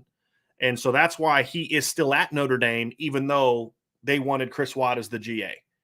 So the fact that he's still here, Harry Heastan's not going to let somebody be around the O-line room that he doesn't respect. And so I'm just saying, I just want to make sure I'm clear. I'm not speaking highly of Trevor Mendelson because I don't know him. I don't know anything about him. I've never seen him coach. I'm just like I said, I'm repeating, people I know have a very high opinion of him. And so I think that's why, so I think it's going to be positive based on what I've heard about him. But I always like to be clear, Ryan, when I'm giving you my opinion or something that's coming from somebody else. And as I thought about what I said about him, it came across as if I was giving you my opinion of Trevor Mendelson. And I just want to make sure that I'm clear to everybody about that. That's not my opinion. I don't have an opinion one way or the other. I can't give you an opinion of something without data. And I'm not blaming a GA for the O-line not being good when the O-line coach isn't good. Because, again, Chris Watt was a different animal than like Trevor Mendelson last year, because Chris Watt stepped into the room having a relationship with the players already. They knew him. They sought him out. And they were coming from the same background that he came from as guys that were played under Harry Hiestand. And Coach Mendelson didn't have that opportunity last year because, as we said last season, that was the first time you had an offensive line made up almost entirely of Jeff Quinn recruits and guys that only played for Jeff Quinn. So I just want to make sure I'm clear on that. And to the final point about maybe Coach Hiestand is, you mentioned this before, Brian, when we talked about it, the 1 year that he was able to team up with Matt Bayless as the strength coach. Right. It was a decent offensive line that year. Yes. Decent. There was that curve. We had a super chat from Doc2159, which, by the way, I love the fact he's got the Val Kilmer Doc Holliday as his avatar. It's my wife and I were, after we went and saw Top Gun Maverick the other day. I hadn't seen it yet. Phenomenal. If you haven't seen it, go see it. Ryan, if you haven't seen it yet, I have not seen it. Dude, you got to go see it. In the theater. It's definitely a theater movie first. But anyway. Can I get booed real quick? I'm going to get booed from the chat for a second. I don't care if you didn't like the first one. You got to go see this one. I've never seen the first one. Well, you're young. It came out a little bit before you. But watch the first one before you go. I heard it was better. I heard it was better than the first one. It was. Much more but the part of that's technology. That was made in like 86. But anyway, best character Val Kilmer ever played. Val Kilmer was in both of them. Was Doc Holliday in Tombstone. Tremendous. But anyway, he says Hiestand improved the 2012 offensive line versus 2011 in his first year, and they didn't have the talent that 2022 has, and they didn't have Matt Bayless. And that's a great point. And also, if you remember, from 2011 to 2012, they lost the right side of their offensive line from the 2011 team as well. Because and remember, Braxton Cave got hurt the year before, so he wasn't even full 100% full speed compared to what he was in 10 and 11 in 2012. And they lost Trevor Robinson at right guard, and they lost the late Taylor Dever at right tackle. So they lost both of those guys. So then they replaced him with Mike Golick Jr. and Christian Lombard, and had a much better offensive line in 2012. So you're absolutely right, Doc. And as you said, I love the part about he didn't have Matt Bayless, and that's a huge piece of this. 100%. Before we move on to the next strength, I do want to say Ben Minich, the 2023 safety from Ohio, did announce on Twitter about 2 minutes ago that he will be making a decision on Friday, August 5th at 6 p.m. Eastern. He will announce on CBS Sports. We will be live for that on Friday at 6 p.m. And he will choose between Notre Dame, Oklahoma, Stanford, Kentucky, and Cincinnati. So we like where Notre Dame is going into this decision, but Ben Minich will be making a decision on Friday. So, Ryan, let's move on to our next topic. This is where I think is the bigger leap because there's an asterisk by it, and that's running back. And the reason I say there's an asterisk by it is because this doesn't become true until Logan Diggs comes back. And the reason I say that is I believe that if Chris Tyree and Audric Estime are the 1-2 punch at running back, they're going to be really good. Sure. But I do worry about the depth at that point in time. Once Logan Diggs comes back, then the depth no longer becomes an issue, and it becomes an even greater strength. So, like, it's a strength even without him, but it's a question mark because you're an injury away from being in big trouble. Once he comes back, and whether that's in September, October, November, I don't know the answer to that. But whenever he comes back, this is going to be a significant strength. And the earlier he comes back, the better, because then they don't have to hold down the fort quite as long in regard to taking on as a lot of those carries and the wear and tear. So, but I truly believe, and I know this is probably the most, I say not controversial, but debatable. People will debate. That's the definition of debatable. Where's the grammar police? Are they coming? I know, right? But to me, Chris Tyree had 200 some yards rushing last year. Logan Diggs had 200 some yards rushing last year, averaged around 4.2 yards per carry. Logan Diggs had 7 carries, or Audric Estime had 7 carries in the whole year. Now, yes, Chris Tyree looked much better 2 years ago, but he still only had like 496 yards, I believe, something like that. And he averaged 6.8 yards per carry. But a lot of those carries were like kind of coming in, getting 1 carry here. He had a reverse against Georgia Tech, came in for 1 carry against Clemson. Of course, took it for a touchdown against their first team defense, but that's a different conversation for a different day. Yep. But actually, we don't have to have that conversation anymore because that coach isn't here anymore. But the point is, there's a lot of talent here. And unlike offensive line and quarterback, I don't care about experience at running back. I don't. Running back, receivers this way to a degree, but to me, there's not a position in football where I care less about experience than running back. I just really don't care. It is the most instinctive position, in my opinion. Best advice I ever got as a coach. My second year as a coach, I got hired to coach running backs. I played quarterback in my career, right? And I'd coached for, I'd coached like with the quarterbacks the year before. I played a little bit receiver in high school, played receiver as a freshman at college. Like that's where I was. I didn't know anything about running back. I'd never taken a handoff before, like other than like a jet sweep. And so, I mean, I'm learning because, I knew the game, but the best bit of advice I ever got from our offensive coordinator at the time, who's now, I think was the athletic director at Muhlenberg for a long time, is he said, listen, there comes a point in time where you need to coach the heck out of these backs to the point where the ball is handed off to them. After that, leave them alone. Because he's like, your job is to teach them footwork and timing. Because like on an inside zone, if you get downhill too quickly, the hole's not opened up yet. If you get downhill too slowly, the hole's closed up by the time you get there. You got to stay on your track. You got to teach them how to follow the track, how to properly take a handoff, putting the ball inside, outside arm. But once the ball's in their hand, with the exception of, which arm to put it in, you got to just go let them be who they are. And that's one of the truest things I've ever seen in coaching. With a running back, like once he gets the ball, just let him do his thing. And just the technique that goes into it is just not as complex as it is. And that's not disrespectful to the position. It's just the reality of it. But I just don't care about experience. So all that proven production stuff doesn't mean, do you have talent or not? Do you have the diversity right in your backfield or not? You used the word multiplicity yesterday. That is a football word. No question about it. I don't know if it's a word in other areas, but yes, you have a lot of different skill sets. You can hammer them. When Chris Tyree is on the field, you got to defend him differently than when Audric Estime is on the field, and you got to defend him differently than when Logan Diggs is on the field. Mm-hmm. And to me, it just makes for a potentially very dangerous group that can hurt you in between the tackles, can hurt you on the perimeter, and can hurt you in the pass game. And that's why Ryan has said many times, if this group stays healthy, they will be one of the best running back groups in the country this year. Ryan, you have said that emphatically multiple times. No, of course you agree. I'm saying you said that. I agree with myself. That's a great point. That guy sounds wicked smart. Ryan, that was profound. That was a profound conversation. Yeah, I do though. I mean, I really do. And the biggest reason I say that is one thing that you just said was the multiplicity of it, right? It's the fact that they're all different. Like none of these are carbon copies. And there's some offenses and there's some offensive coaches that just want the same guy. Like I think of like Oregon last year where you had CJ Verdell and then you had Travis Dye, and they're like kind of the same type of player, right?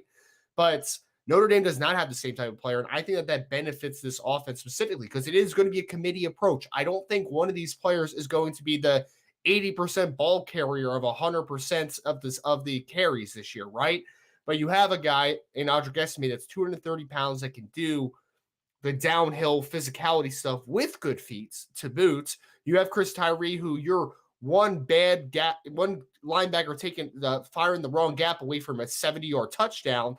And then you have Logan Diggs, who's kind of a mix and match guy. Like he can do a little bit of everything. He's 250 pounds solidly, has good feet, can break some long runs. He's not going to break as many as Chris Tyree, but the fact that you have all three of these guys that are such different football players gets me so excited, man, because I'm just thinking that as a linebacker, right? As a linebacker, all game, I'm going up and I'm tackling this 230-pound hammer of Audric Estime, right? And then I'm taking my same read, I'm post trigger, and I'm coming downhill. And then, it's a change up. They put Chris Tyree in the game, And then he starts to stretch me laterally and then cuts up on me. And I'm like, oh, I didn't just see that a minute ago. Like, this is terrible now, right? And so how quickly you think you can close on Logan Diggs and Audric Estime is going to be a whole lot different than yes. how you're going to close on Chris Tyree. The body language you're going to have when you're about to square up Chris Tyree is going to be different than when you square up Logan Diggs, and it's going to be different than you square up Audric Estime. With Estime, you're worried he's going to run over you. With Diggs, you're like, how's he going to shake me? And with Tyree, it's like, is he about to run by me even though I have the angle? Right? I mean, it's, man, Ryan, you could not have a more different group of players, but here's the key. The diversity can become a problem if it means you can't run your offense. You can't have 3 different run offenses for them. So, like, we're going to be all man schemes when Audric's in the game. We're going to be all zone and misdirection when he's in the game. And we're going to go gap, pin, and pull when Logan Diggs is in the game. You can't do that. Right. And that's the thing is I like how they are diverse, but they all fit the offense. They can all run the same stuff. It's just this may be more heavy when he's in the game. This may be more heavy when he's in the game. That's an important piece of this, Ryan, because that's not always true. Not all running backs fit every scheme, right? And that's an important piece of this too, is just because they have the diverse skill set doesn't mean that they're going to fit really well together when you get down to practically building a game plan. Right. And that's the other important piece of this conversation is they can all execute the schemes that Notre Dame likes to employ. Their strengths within those schemes may be different, but they can all execute those schemes. Yeah, I mean, there's going to be wrinkles and there's going to be some specialization to if one backs in comparative to the other. Like, there's always going to be that. But to your point, they can all do everything that you need to do in the system. And it's especially important that Tommy Rees understands what the strength of his running back is, right? To put them in advantageous situations. Do we see some 2-back sets where we're able to use that multiplicity? Like, there's a lot of things that you can do with these 3 running backs that I'm very excited about.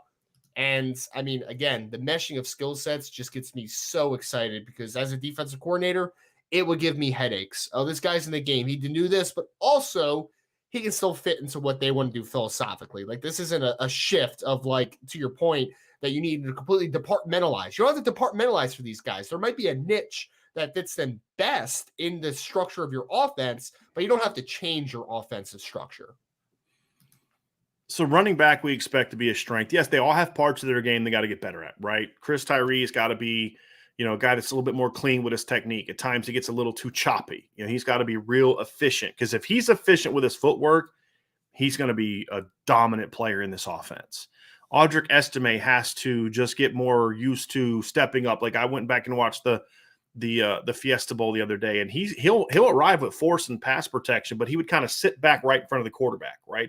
Those are things he can learn, like, really step up into that, right? Get used to the volume. Logan Diggs has to be more assertive, like know when to bounce that sucker outside and do what you do, like get in space and do your thing, and know when to put your foot in the ground and get vertical, get with authority. Once you get past the yard marker, then you can go do your thing, but you're going to be on your vertical track until you get past the first down sticks, then go dance and do what you do. And then there's times like, hey man, you got to spin out of that sucker and go make miracles happen, right? There's going to be that as well. But they have all got aspects of their game they can improve upon, but they're all things that are just normal improvements that come with good coaching. I think they were coached well under Lance Taylor. I think Dylan McCullough is even more specialized as a running back coach, which is important. I think Lance Taylor, could coach running backs well, but he kind of taught the broad spectrum of it, which Dylan will, but I think Dylan will be even more focused in on the little parts of the technique to go to playing running back. So once again, running back, we expect to be a big strength for this football team. I know, and I didn't even mention about Coach McCullough there, man. I mean, he has a reputation as one of the best developer of running backs just in general. I mean, if you look at what he did at Indiana there for a little bit with guys like Jordan Howard only for a year and Tevin Coleman, and then what he did with USC his 1 year with Ronald Jones, and then what he did with the Chiefs. I mean, he is a absolute he is one of the best developers of talent at the running back position in college football. I would put him up against any coach just based upon what I've heard as far as just his reputation as a running back coach. So I think that's another important thing, Brian, is that kind of our offensive line talk, right? There's talent in the room. Obviously, the running back room has a ton of talent, and you also have a developer with a proven track record and resume that you have to think will get the most out of this group. So Ryan, last, last topic, and agree with you on Coach McCullough. We kind of discussed this before the show started because it's kind of like, how do we take this? Like, so we talked about a lot of these things, but here's the deal. There are question marks at quarterback, big question marks. And we're not going to talk about Tyler Buchner in this show as a strength because he's got a lot to prove. Receiver, we're not talking about any of the receivers because they have a lot to prove. But when you look at this in its totality, the one thing that we kept coming back to about this team is I don't know what the receiver is going to be this year, but ... there's talent. I don't know. You know, we're projecting. We're more comfortable projecting the running back, and because of the talent, we are both optimistic that Tyler Buchner is going to be really good this year. ... because of the talent. And a lot of it has to do with the athleticism of this football team. You look at tight end and you look at Kane Barong and Holden Stace and Eli Raridan. It's just really unique athletes for that position. And then, of course, Michael Mayer. You know, receiver, you've got some burners in Lorenzo Styles and Braden Lindsey. You've got Avery Davis, if healthy, is a sub 4.5 guy. You know, you've got some big athletic guys like Deion Colsey has unique athleticism for his size. We know about Tobias, running back, some really dynamic athletes. Tyler Buchner, if he is who we think he is, will be one of the more dynamic athletes at quarterback in the country this year. The one thing I know is that this group is athletic. And the reason that's important, Ryan, is because I'm always going to be more optimistic or comfortable feeling like I'm going to get the most out of my guys if I know that the one thing that's already there is the talent. If the talent's not there and I got to kind of coach them into production, then that makes me nervous when we get it. We'll beat, you know, if I'm a coach in Notre Dame, we'll beat Marshall with these guys and Cal with these guys and UNLV and Syracuse. We'll win 8-9 games this year with really well-coached, tough, hard-nosed kids that maybe just don't have the ability. We'll still go 9-3. Right. But to beat those better teams, at the end of the day, yeah, your coaching is good, but you know what? Those teams are good too because they're also well-coached. Clemson was very well-coached under Dabo. Georgia is fundamentally well-coached. I'm not a big fan of Kirby as a game day coach with some of the decisions he makes, but Georgia he does a great job on Monday to Friday, which is why with the exception of the punt safe fake in the SEC championship back in, was it 18? Yes. His poor game day decisions have not hurt them because they are so well prepared Monday to Friday. Alabama, one of the biggest misconceptions of Alabama was that they're just more talented than everybody else. But in the past, they are a very fundamentally sound football team. I actually think that's something that's hurt Alabama a little bit in a few years. Sarkisian brought that back a little bit on offense. But one thing that I think hurt their offense this year, and one thing that I think's hurt them the last couple of years under Pete Golding, they're a very undisciplined defense compared to what they used to be. They're not nearly as fundamentally sound. They rely on their talent far more now than they used to, because I've been hard on the Alabama defense. But if you go back and look at some of the early Bama defenses, the actual talent is arguably better than it was back then, especially in the front seven.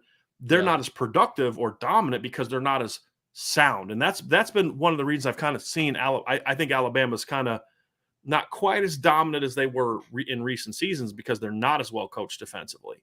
But when they were rolling, that's what was often misplaced. That's why so many of their players go to the NFL and don't pan out.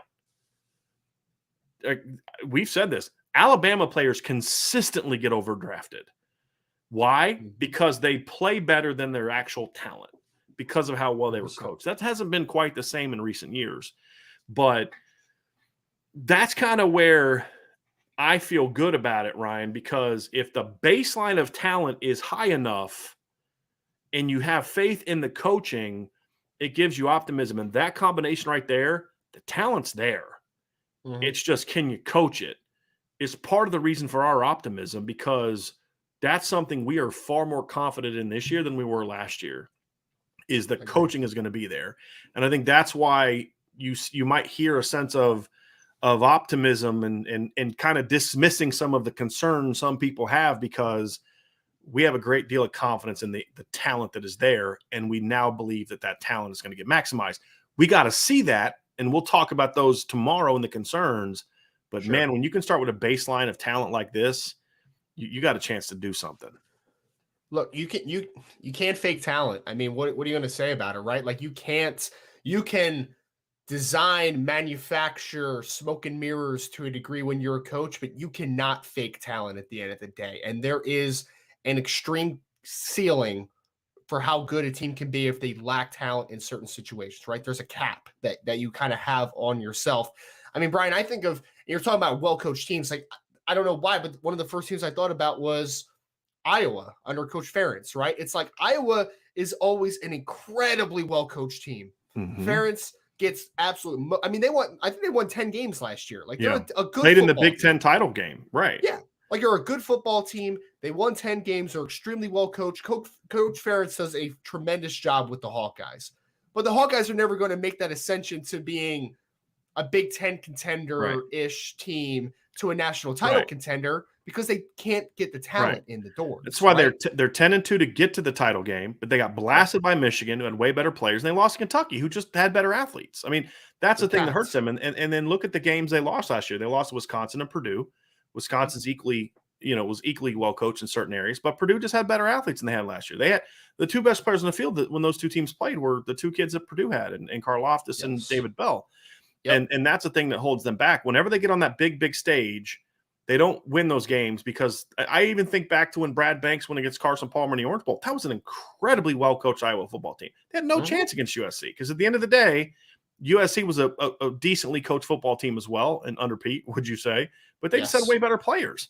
So 100%. Even though Iowa played well in that game, and they always do, they end up not winning because at the end of the day, when you're playing on the big stage, the other team is usually also well coached.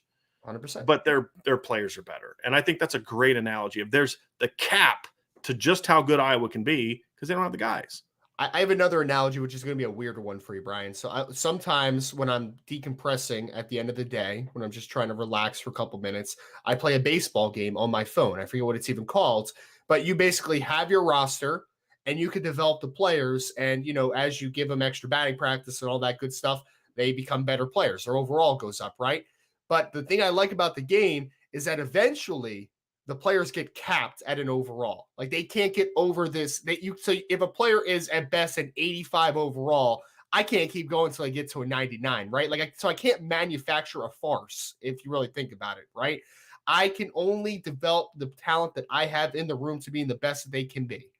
I can't make them something that they are not from an athleticism perspective. So Notre Dame, to be a talent, to be a national title contender against the Alabamas, the Georgias, they need talent in the room because at some point you're going to get capped. You can't be capped here when a national title is up here. And that's what I think is the biggest thing is that Notre Dame does not lack the talent. So the thing I'm hearing from you is your game is not as good as the old NCAA game where you could just kind of go in and create players and move them all up to 99s. It's not. Okay. Okay. I mean, that was fun and all, but it was also very unrealistic. Like I love the NCAA games, but not every recruit's going to be a 99 overall at the end of their career. You know what I mean? Right. Exactly. Still it made it fun. Sure did. So end of the day, Ryan, there are strengths to build around this football team. There's talent at safety. I'm writing an article about Ben Minich as we're doing this, trying to multitask. There's talent at quarterback. There's talent at receiver. There's talent at running back. There's talent in the offensive line, tight end. We know there's a start at tight end. We are comfortable projecting the offensive line and running backs to play together. And at the end of the day, I think if we're right on that, I think that's really the key. Because if the running backs in the O-line are what we hope they are and think they can be, and Michael Mayer can be what we think he can be, it takes a lot of the pressure off some of those other question marks that we'll discuss more tomorrow: quarterback, receiver, all those types, depth. And so I think those things are all important. And if we're not right and those areas are not strengths, it's going to make it harder for this football team to achieve its full potential on offense this year. And now you're going to be back to where you've been in other years, which is relying on the defense to go out there and win you games. And that can only take you so far. As we've said time and time again, in today's college football, defense will get you to the show. It's done it for Notre Dame 3 times, 12, 18, and 20. But it doesn't win you championships because to win championships against those teams, you got to be able to score. And 100%. That's what's been missing in Notre Dame in the last, I don't know, when did when did Brady Quinn stop playing? Was it 05? Even not even 06, it's 05. Yeah. 05, but even the 06 team wasn't great on offense. They weren't as good as they were the year before. They weren't. Yeah, right. But the 05 team was the last time they could go out there and just score with people. But even then, why did that team lose to Michigan State? Why did that team lose to Ohio State? Why did that team lose to USC? Because they couldn't make stops, especially when it mattered. And that's ultimately the key, is you got to be able to make stops. You've got to be able to make plays in those games, even if you can score. You got to do both. And the problem is Notre Dame has been able to make stops and play well on defense, but they haven't had the offense to balance it. And that's the big key for this football team. 100%. So, Ryan, we're going to do a mailbag next. But before we do, I do ask that you all hit that like button, hit that subscribe button, hit the notification bell, share this podcast, sign up for the message boards at boards.irishbreakdown.com. We will have 3 shows coming up this week. We're certain of 2 of them now. We will have, obviously, tomorrow and Friday, we'll have our normal shows. Thursday, we will be at 1 o'clock, our normal time. And then on Friday, keep an eye. This way you hit the notification bell. I'm not quite sure what our start time is going to be. Sean Stiers and Vince will be at practice on Friday. I will not be at Notre Dame's practice on Friday. Wish I could be there. It's not my decision in regard to the policies they make, and we won't discuss that there. But I won't be there, so I've got to coordinate with them on what time we'll start on Friday. So what we'll do on Friday is we'll have Vince and Sean will kind of give us their practice recap, and we'll talk about practice, and then we'll dive into our mailbag. So we will have our mailbag on Friday. It'll just come after the practice recap. And then, of course, Thursday night at 7:30 Eastern, we will go live to cover the Jaden Ausberry decision. He will announce between Notre Dame, Auburn, Texas A&M, Michigan, Alabama, and others. Friday night, we obviously, as we just reported, we will be discussing Ben Minich's decision. He is going to make his decision at 6 o'clock. As we said, it'll be between Notre Dame, Oklahoma, Stanford, Kentucky, and Cincinnati. We don't know what time right now. Dylan Edwards is going to be making his decision on Saturday, but whenever that is, we will go live for that to decide between what he is going to do. And he has not announced a list of final schools. I know Oregon has gotten involved earlier. He took official visits to Oklahoma and Nebraska during the June period, and obviously was recently committed to Kansas State. So we'll find out if those 3 guys are going to pick Notre Dame or not. We like where Notre Dame stands going in, but we will find out if they can close the deal. So that's what we got planned for the rest of this week. The rest of today, Ryan, we're going to dive into the mailbag. Yes, sir. So it's mailbag time, Ryan. And Scott Yerbit kicks us off, and he says, what do you think is the greatest and weakest strength currently for the offense? We'll talk about the weakness, Scott, more tomorrow. But Ryan, just kind of what you think the greatest strength is for the offense. I'm kind of looking at this question though, Brian. Is Scott asking what the work so if we were talking about the strengths that we talked about today, which is the one that maybe we're most unsure about? That's what I'm taking it out as. Go for it. Then answer it that way. That's fine. Yeah. Okay. I would say for me, Scott, it's a tough question, actually. So I don't want to answer it that way. So I'm going to answer it the way that you asked me originally. So the greatest strength on this team, I believe, is going to be the offensive line when it's all said and done. I think by the end of the year, you are going to see an incredibly improved offensive line. I think that Blake Fisher and Joe Alt are going to be budding stars at that point, potentially. I think that we're going to have just an overhaul at the position from a just production perspective. So I think that Coach Easton is going to work a lot of magic. Somebody talked about it in the comment before, right, Brian? It's like 2011 to 2012 in Coach Easton's first year, the dramatic improvement. That's what I see with this unit. I think there's going to be dramatic improvement on the offensive line this year. I will answer the question the way that we thought he answered it. The greatest strength, I believe, this year will be the offensive line, not Michael Mayer, because I'm looking at it as an entire depth chart. The tight end group as a whole has more questions to answer, which we'll get into tomorrow. I'm much more confident as a unit in the offensive line. Then tight end, then running back. It would be that. And I'm going to not put athleticism in there because that kind of bleeds through all of them. It's a little bit of a different animal, but that's how I would grade the strengths. And the reason I look at running back last is even though I think running back could end up being the most dynamic group on the team, it comes down to there are still more question marks for me, just from a pure health standpoint. Can Chris Tyree play a whole season? look, we haven't seen Audric Estime carry the ball more than 7 times. How healthy is Logan Diggs going to be? And I always get nervous when a running back sprains his ankle. I'm like, just give him time and he'll be fine, right? ACLs now, just let him heal and he'll be fine. When you start talking about shoulders, that's when I'm always get a little bit tricky and a little bit nervous. So that's why and then Jabron Payne is the issues he's had. Jadarian Price is already out for the year. That's the reason I would put running back last, even though I love the talent. Just there's already some big question marks that exist there from a health standpoint that make it a little bit more shaky. So I appreciate that. John A1 has a comment. IB staff, you guys are great. Keep doing what you're doing. Thank you for that, buddy. Mm-hmm. John also has a question. Can and should the offensive line be the strength of the offense once again, or can the torch be passed to the quarterback with an O-line playing at the standard?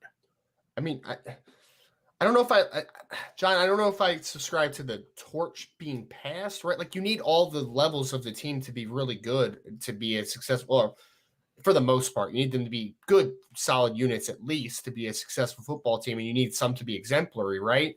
So I expect the offensive line to be the strength of the team. So to the first part of your question, if Notre Dame is able to get to so if Notre Dame's offensive line is playing at a high level and the quarterback is still the best part of your offense, then that's when you're playing at a championship level, as long as the defense is a good unit as well, right? So I think that quarterback can be the difference maker, but I do ultimately think that offensive line is going to be the strength of the unit in 2022. Now, 2023, I think that Tyler Buchner's going to have a great year, but I think the year that we see the best of Tyler Buchner is probably going to be the junior year, in my opinion. Yeah, I would hope so. I mean, I would hope he gets better. I hope he doesn't top out as a sophomore, right? Yeah, exactly. Hope not. Next question is from Sean Kane. How does Notre Dame's strength on offense match up with the defensive strength of teams on the schedule? This is an interesting question. So, it'd be so if we're going to talk about a lot of what we talked about today is offensive line, tight ends, running backs, which means how are opposing teams in the front seven? How do they handle that? And when I look at it, Ryan, I think that's another reason why I'm a little bit more optimistic about this offense this year, because I don't see a lot of great defenses on the schedule. There's a lot of the Notre Dame defense is going to get tested more this year from top groups than I believe the Notre Dame offense will, at least from what we see coming into the season on paper. I don't disagree with that, because I mean, I'm looking through the schedule now and it's like, we know Clemson has a tremendous front seven, for instance, right? And they're always going to have some talent in the secondary. It never fails. But outside of that, Brian, I mean, Ohio State has some names, but if we're working from what we know, right, tangibly, kind of like what we're doing in this exercise, Ohio State was not a great defense last year. Their front seven was not a great team. BYU, I think, has a couple nice players like Tyler Beatty at defensive end and Peyton Wilgar at linebacker. Like, they're good players, but even that, it's like you're talking about 2 players out of 7 front 7 players, right, at that point. So I think it matches up well to your question, Sean. I think that when you're going to go against Clemson, your offensive line is going to get tested, right? The running backs are going to get tested. Tight end is going to get tested because they are built from the inside out. There's no doubt about it. But to Brian's point, across the board, I think that Notre Dame is going to have a lot of advantages for where their strengths are offensively. Ohio State's the interesting one for me, Ryan, because there is talent in the front 7, more so in the front 4.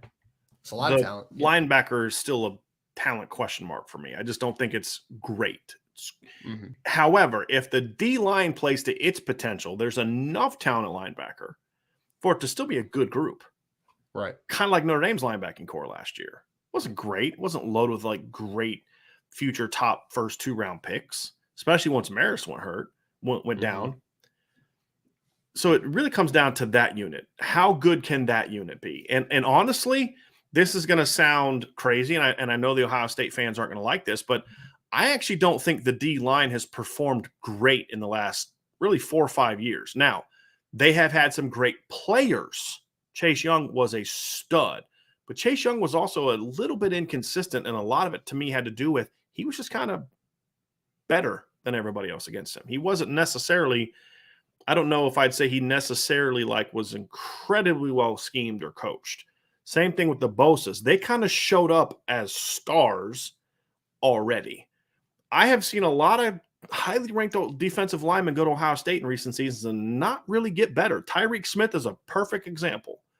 I mean, that is a really talented, physically gifted kid that just he got older and stronger, but he never got better. And, the person responsible for that is still there. Now, was that a scheme problem or was that a coaching problem? Those are questions for me, right? Like, do you understand what I'm saying? Like, obviously, they've had some great talent on the D line, but I would never say, like, even the 19 Chase Young O-line, which was the last time Ohio State had actually, was that 18 that Hafley was there? He was there in 18, right?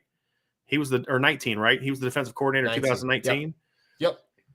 Like, they had a great defense that year, and that was it. But, like, the D-line, when I look at the D-line, I don't think, like, the D-line was what I'm looking at, like, Clemson being this year. They had a guy in Chase Young that was better than anybody else Clemson's going to have, which is saying a lot when you consider how good the guy's Clemson is. Chase Young was a generational talent. But as a unit, they weren't necessarily like this dominant group, in my opinion. That's fair. And that's why, like when you got to the game against Clemson was kind of able to take Chase out of the game a little in the second half, which then let Trevor kind of take the game over. Because there was nobody else besides Chase who could kind of step up and say, hey, I got you. They want to take you out of the game. I got you. And so either I just am curious to see if the talent can become it. But if they play to their talent level, that's going to be a battle between the Notre Dame strengths and Clemson strength. And it's going to make that a much more interesting game. It's been especially consistent across the interior defensive line for Ohio State as far as like not really developing that well. Because I mean, I know you mentioned like Tyreek Smith wasn't developed properly. We've talked about Zach Harrison a couple of times, but even like Devon Hamilton, who was a good player his last year at Ohio State, why did it take him so long to become that player? Haskell Garrett, again, took so long to become who he was. They're looking at a defensive line of Teron Vincent and Jerron Cage, who were both.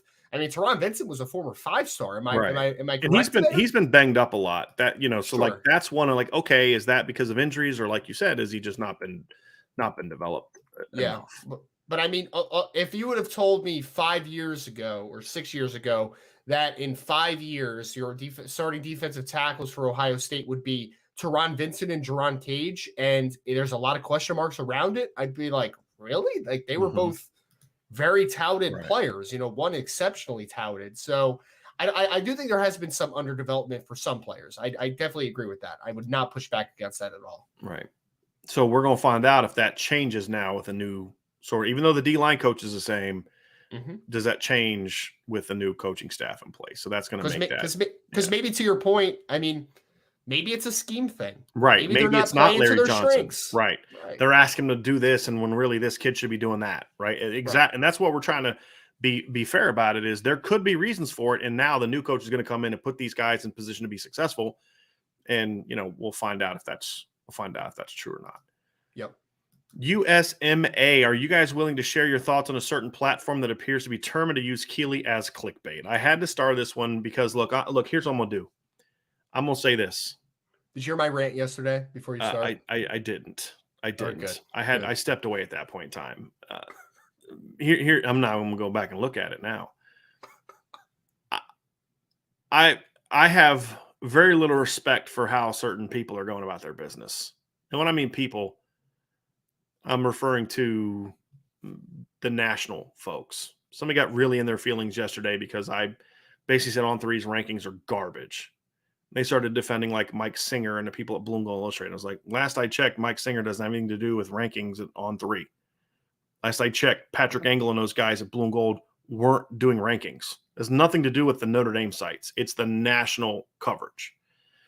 So keep that in mind. But I think On3, in my opinion, is putting more emphasis on basically like shock jock type of coverage in an attempt to build a following. They're offering cheap memberships for a year. They'll boost it up after a year and hoping that they'll get you on. They're doing clickbait stuff in hopes that they'll get you on to attract you to their site so they can pay back their investors. That's what I think that they're doing. That's my opinion. And the things that they're doing, I think, are irresponsible and disappointing. And they're also trying to out 24/7, 24/7. Why are they doing that? Because the guy that founded 24/7 is doing the same thing at On3. Literally the same guy founded Rivals 24/7 and On3. To the point now where it's like the rankings are just a hot mess. Like how many times, like they're writing stories about recruits tweeting that they're going to flip someone. Like, how is that news? Like, it's absurd. And it's like now it's like their new cause celeb. Well, why are they always tweeting this stuff about Keon Keeley? Because people click on it. Because you all who get mad about it will click on it. That's why they do it. And make right? another post on the why does the board, guy the guy that covers that school up north that I can't stand, why does he keep writing the garbage that he writes? Because people read it. And that's what they care about. They care about that much more, in my opinion, than doing an honest job. That's my view of it. And I know some people that I trust and respect who think that there also have some people in those networks that are, I have no proof of this. So this is, again, just what I'm sharing and what I've heard, that there's some people that are trying to manipulate the news as opposed to reporting on it. And I have zero respect for that. So we're going to see how this whole recruiting process plays out for some guys. But it's going to be, if things play out how I'm told they're going to play out, I'm going to have some very, very interesting conversations and remarks to make come December and February. So it's becoming, it's exhausting. It honestly is. And it's not anybody in this chat. It's not even the board at all. Like literally. Well, it is because people keep coming back with that stuff and we keep having to respond to it over and over and over again. My frustration even more, I would say, is I posted on Twitter last night, like I am getting out of my DMs for a while and I'm not answering anybody. I'm not doing that. And it wasn't because I had Notre Dame fans coming to me with like, oh, the Keon Keeley stuff. It's Alabama fans are now like messaging me like, wow, Notre Dame's going to like, and it's just so annoying, man. And have you seen, Ryan, too, if you actually pay close attention, how many Notre Dame fans are in Keon Keeley's mom's mentions, and when you go look at their profiles, they've started their accounts in July of 2022. I haven't seen that. No. Well, who are they? Right. You know, I doubt that's Notre Dame fans. They don't follow any of the Notre Dame sites, but they're Notre Dame fans that just started Twitter in July of 2022. Like, who's just now jumping on Twitter and diving right into recruiting, tweeting at kids' moms? It's a fake account. It's somebody trying to stir up problems. And that stuff feeds into that crap. That those reports then lead to people doing that. And I think it's irresponsible. I think it's shameful, but it's also very indicative of what news has become in all spectrums. And that's why, to be honest with you, I mean, that's why I started Irish Breakdown. I didn't want to be part of that anymore. We're going to sink or swim based on what I believe in. Ryan jumped on board because he believes in what I believe in. And that is, we are going to be wrong sometimes. We're going to be wrong with our predictions. Intel we give you is going to turn out to not pan out. But what you're always going to get from us, whether we're right or wrong, is honesty. We're always going to tell you what we hear. And if we hear bad things, we'll tell you bad things. We will always fight to try to get as many sources as we can. When I put the big intel piece out this weekend, Ryan, you know, that wasn't just one final conversation allowed me to kind of have enough to go with it, but it all led to this conversation, that source, this source that we've tried to vet as much as we can, people that have proven to be accurate. And we're going to try to have at least 2 to 3 different sources on everything that we put out. And so it's disappointing that that's not the way it's going to be, but that's also why we're starting the new college football channel. It's why, you know, we're doing things the way we're doing. I can't control what other people do. You can't control what other people do. You can only control what you consume. And if people would stop clicking on clickbait, guess what? Clickbait no longer has value because it's all about ad revenue. And, you know, stop clicking on it. Stop talking about it. And then they lose their power. They lose their sway. And I know other people will. That's fine. You can only control what you can control. I can only control what happens at Irish Breakdown. I can't control things that Notre Dame does. I can't control what On3 and 247 do, or Rivals or ESPN. But I can control what I do. And Ryan can control what he does. And we're going to always bring you the most accurate stuff we can. We'll be wrong, but you will never, ever, and this, I went off on somebody the other day on our site. that we were talking about Austin Novosad, and they're like, well, why are you saying now that you think it's going to be Baylor, as if like that, like you're just saying that now because okay. I said this on July this. I said this on July this. You're like, you can question whether I'm right or wrong, but don't question whether or not I'm being honest. And if we're wrong on something, I'll say I was wrong. I don't look back and say, oh, you know what? I actually did like Kyron Williams more than I did. And I've unpublished the story, the ranking where I had him in the 20s in that class. I've unpublished that so no one can see it. Oh, I actually liked – no, I was wrong on Kyron Williams. I thought he was going to be an okay player. He turned out to be a way better player. I'm okay doing that because that was my honest opinion. And if I give you an honest opinion, I'm okay being wrong. And then you'll determine if I'm right enough for you to be willing to spend money or spend time on our site. And that's up to you. But you're always going to get our honest opinion. And I hope that that's one of the things that Ryan likes about being here, because there's no pressure ever. And Ryan, correct me. You have the floor to correct me if I'm wrong. There's never been pressure. Hey, Ryan, put this out because it's going to get a lot of clicks.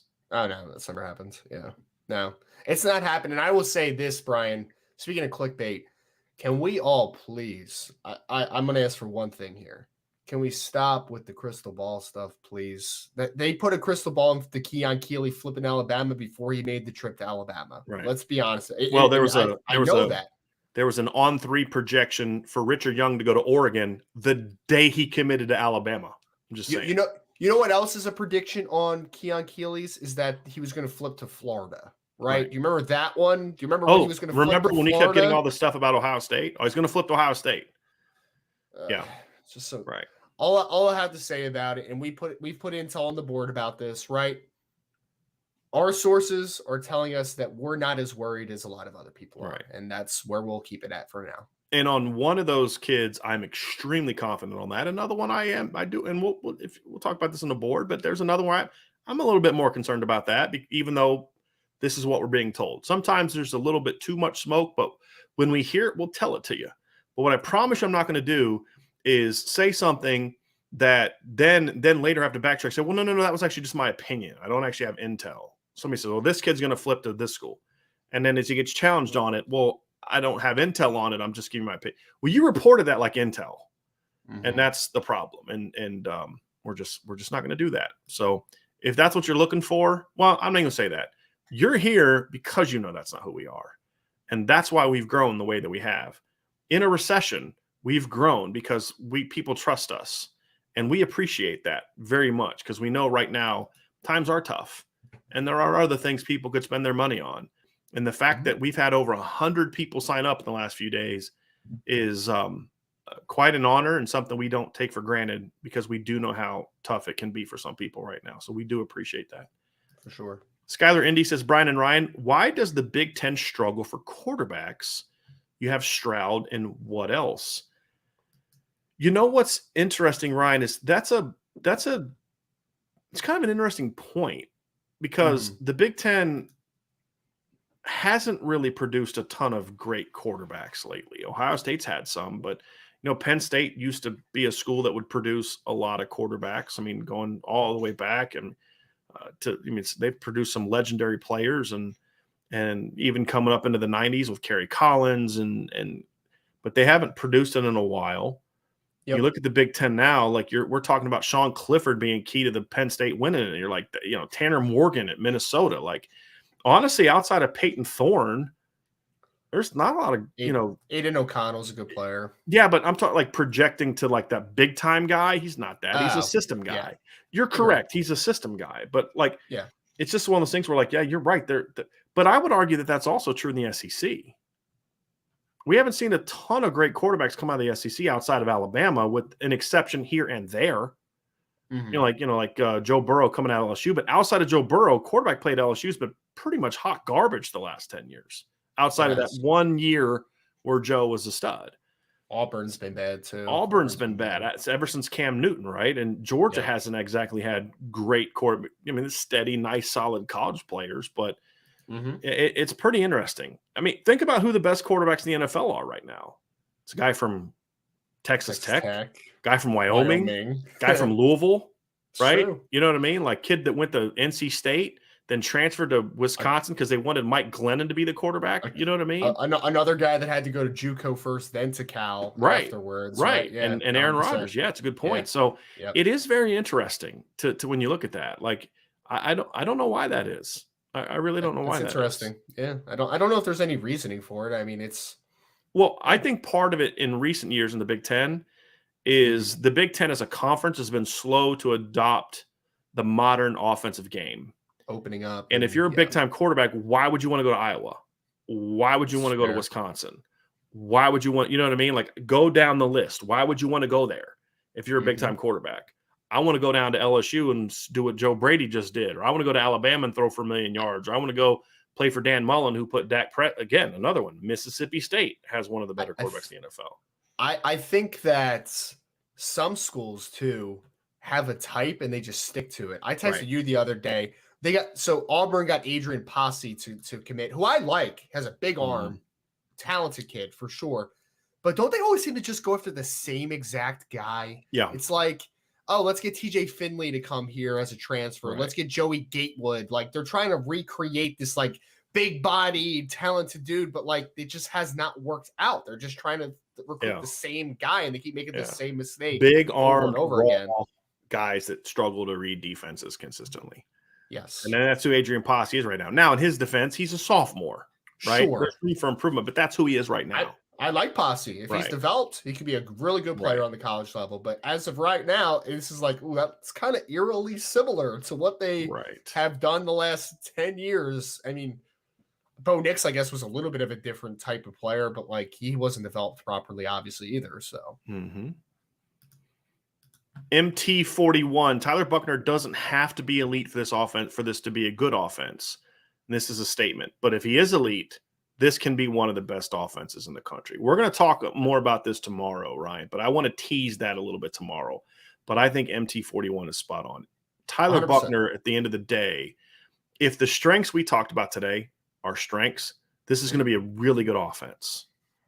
One that can go out and, control the clock. And if the defense plays well enough, you can beat Ohio State. You can beat Clemson. You can beat those teams. Margin for error, though, is still going to be thin in those big games. If Tyler Buchner is a really good player, I don't even think elite. If he's just really good, I think this can be a top 5 to 7 offense this year. I really do. In efficiency and explosiveness and winning games, they're not going to be a 48-point offense. That's just not who they are schematically or as a team, or the schedule's not conducive to that. There's a lot of reasons they're not going to be that, but I don't care. I care about, can you go score more points than Clemson? Can you go score more points than Ohio State when you play them? Can you score more points in Alabama when you play them? To me, that's more of the bigger key for me. 100%. I mean, it is, you need everything around you to hit your ceiling, but the quarterback is the ultimate unlock to how good you can be, right? So I agree with complete MT41. I think that this can be a good offense if Tyler is just a good, solid player. But if he is a superstar or close to that, then we're talking about this being an elite level offense. I agree completely to that sentiment. Milton Fan 15, he says, Brian, hypothetically, how does the team look transfers talent development if Freeman took over 4 years ago? The reality is that 4 years ago, Marcus Freeman was not the coach he is today. I think timing matters. 32-year-old. He had not been at, he'd have been 1 year in at Cincinnati, if that, right? So it'd have been 21, 20, 19, 18. So he'd have been coming off the 17 season, which I believe was his first at Cincinnati. And he would not have the reputation he has now. He would not have the experience he has now, and he would not have been successful. I am a firm believer in, like, for example, if Lane Kiffin were to have taken over the USC job instead of Lincoln Riley, he would have been far more successful this time than he was last time. Now, when he was hired last time, he was a much bigger name than he is now. Where now he's a guy that's respected in coaching circles, but he's kind of like a character almost, the Lane train and all the stuff that comes around it. But he's a much better football coach now. Whereas then he was this offensive genius and all these other kind of things, who was the head coach of the Raiders when he was 13. You know what I mean? Being hyperbolic. He was very young. but it's like he had this reputation as this brilliant mind, but he wasn't ready to be a head coach yet. And he failed. I think he'd be more successful this time than he would have last time because he's more experienced. And I think that Marcus Freeman is in a similar situation where I don't think he would have been prepared then. Now, he probably differs. Like when I look back and I think I applied for my first head coaching job when I was 24, and I was pissed when they didn't hire me. I'm looking back, I'm like, I am so glad they didn't hire me because I would have failed miserably because I didn't know how much I didn't know when I was 24, right? And so, it worked out the right way. It worked out well. He was able to establish his reputation at Cincinnati. I mean, all the guys that they put in the NFL this year, those guys didn't start being good this year. They were pretty good last year when they took Georgia down to the wire. And Marcus Freeman had a big role in that. People see that. And he's more mature as a coach. And I don't mean mature like, attitude-wise, but just mature from an experiential standpoint. He's learned things. I mean, coaching under Luke Fickell has helped him develop, just like being under Jim Tressel did, and being under, Daryl Hazel has taught him things right and wrong. Those are all part of your evolution as a coach. And that would have been too young for him to be the head coach of Notre Dame. Like, I think he's about as the bottom of what I would say is enough experience to be qualified to coach Notre Dame. And he was able to be my pick because he makes up for it in other areas. But if he was a couple years less, like if Brian Kelly would have left after 2019, even, I'm not hiring Marcus Freeman as the defensive coordinator. Guy hadn't shown me anything yet, right? Like, yeah, he's a good recruiter, whatever. He's got to show me a whole lot more. You needed that 2020 season where he, that defense fueled a run to the Peach Bowl or the Sugar Bowl? Peach Bowl? I think it was the Peach Bowl against Georgia. I can't remember. You needed that team, that undefeated COVID team, to help him learn and build up his reputation to where he then was the hottest name on the market for D coordinators that Notre Dame went and beat LSU for. So I understand where you're coming from. Now, and the reason we took that angle is because we can't retroactively take this version of Marcus Freeman. Last I checked, we can't time travel as far as I know. So we can't take this version of Marcus Freeman and what he knows and go back 4 years, right? You'd have to take him as he was, and I just don't think he would have been ready for it. And here's the other thing. Notre Dame wouldn't have been the program that he's selling now. He's selling a team that's gone minimum 10-3 or better the last 5 years. 4 years ago, they're coming off of a 1-10-3 season. They're still, 2 years removed from a 4-8 year? They don't have the reputation that they have now as a program. That has helped. We can't deny that. It's not like Marcus Freeman is selling a team that went 8-5 last year, and they're the number one recruiting class in the country. Right? They're coming off a team that was a game away from going to the playoff last year, who was in the playoff the year before that, and was in the playoff 2 years before that. All of that's off the resume if Marcus Freeman's hired 4 years ago. And so, no, I don't think it would have been as effective. It would have been bad timing. I don't think he would have succeeded, and then Notre Dame would be going through another coaching search. I think he came at the right time. And, yeah, we had to suffer through some frustrating bad games and all that, but Notre Dame also won a lot of games last 4 years. I don't give as much credit to the head coach as some others, but they still won a lot of games, and it was a whole lot more fun to watch than watch them go 8-5 back in the early part of the last decade. So that's my stance. Here's an interesting one from John A1, Ryan. Can Braden Lindsey be for Notre Dame what Ted Ginn Jr. was for Ohio State in 2005? Man, Ted Ginn was a good player at Ohio State, man. He was dynamic. I get the comparison, John, because you're talking about a kid that can create incredibly game-breaking type of plays and big opportune moments, right? Like, that's what I think with Ted Ginn. But I think that's a little too much, if I'm being completely honest. Like, Ted Ginn could just flip a game, man, instantly, and as a punt returner, as a wide receiver. So I think it's a little too much, but I think that Braden Lindsey can have a similar effect. I just can't get quite to that level. The reason I can't get to that level is because of the other part that you mentioned, the return stuff. Yeah. I mean, Ted Ginn had 6 punt returns for touchdowns in college. That's silly, man. 2 kick return. He had 8 special teams touchdowns. Didn't he only play 3 years, or was he a 4-year player? 3 years. 3-year player. That's crazy. Yep. That's crazy. And Braden Lindsey's just not going to do that. Like, no one at Notre Dame's going to do that. It's like Devin Hester. Some guys are just special at it, right? And Ted Ginn was a special returner. However, as just a wide receiver, I actually do think he can have a similar impact. I do, because of the type of offense. I mean, here's the thing. This was Ted Ginn's numbers in 2005 when they played Notre Dame. 51 catches for 803 yards and 4 touchdowns. 12 carries for 83 yards and 1 touchdown. 63 plays from scrimmage, 886 yards, 14.1 yards per play, 5 touchdowns. The next year, 59 catches for 781 yards, 3.2 per catch, 9 touchdowns, 3 carries, 17 yards, 62 plays from scrimmage, 798 yards, 12.9 per catch, and 9 touchdowns. I would say I don't think Braden's going to have the volume of a catches standpoint, but I will not be shocked at all if Braden Lindsey has a similar yardage production as what Ted Ginn had. So part of it's different offenses, right? That's part of it. But the other thing is Ted Ginn was a good receiver, but he was not a great receiver. Ted Ginn was a great return man who could occasionally rip off big plays as a skill player as well. But I actually think just purely on offense, I do think Braden Lindsey can have a similar impact. Now, I would say the guy that would be more comparable to those numbers would be Lorenzo Styles, especially like the 9 touchdowns and that kind of thing. But, like Ted Ginn, his production in the run game, I mean, Braden Lindsey's already topped that. I mean, his most yards rushing, he had 213 yards rushing for his career as a runner.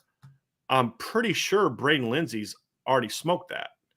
And he came close to smoking that in just one season, if I'm correct. Yeah, Braden Lindsey had 200 yards rushing in 2019.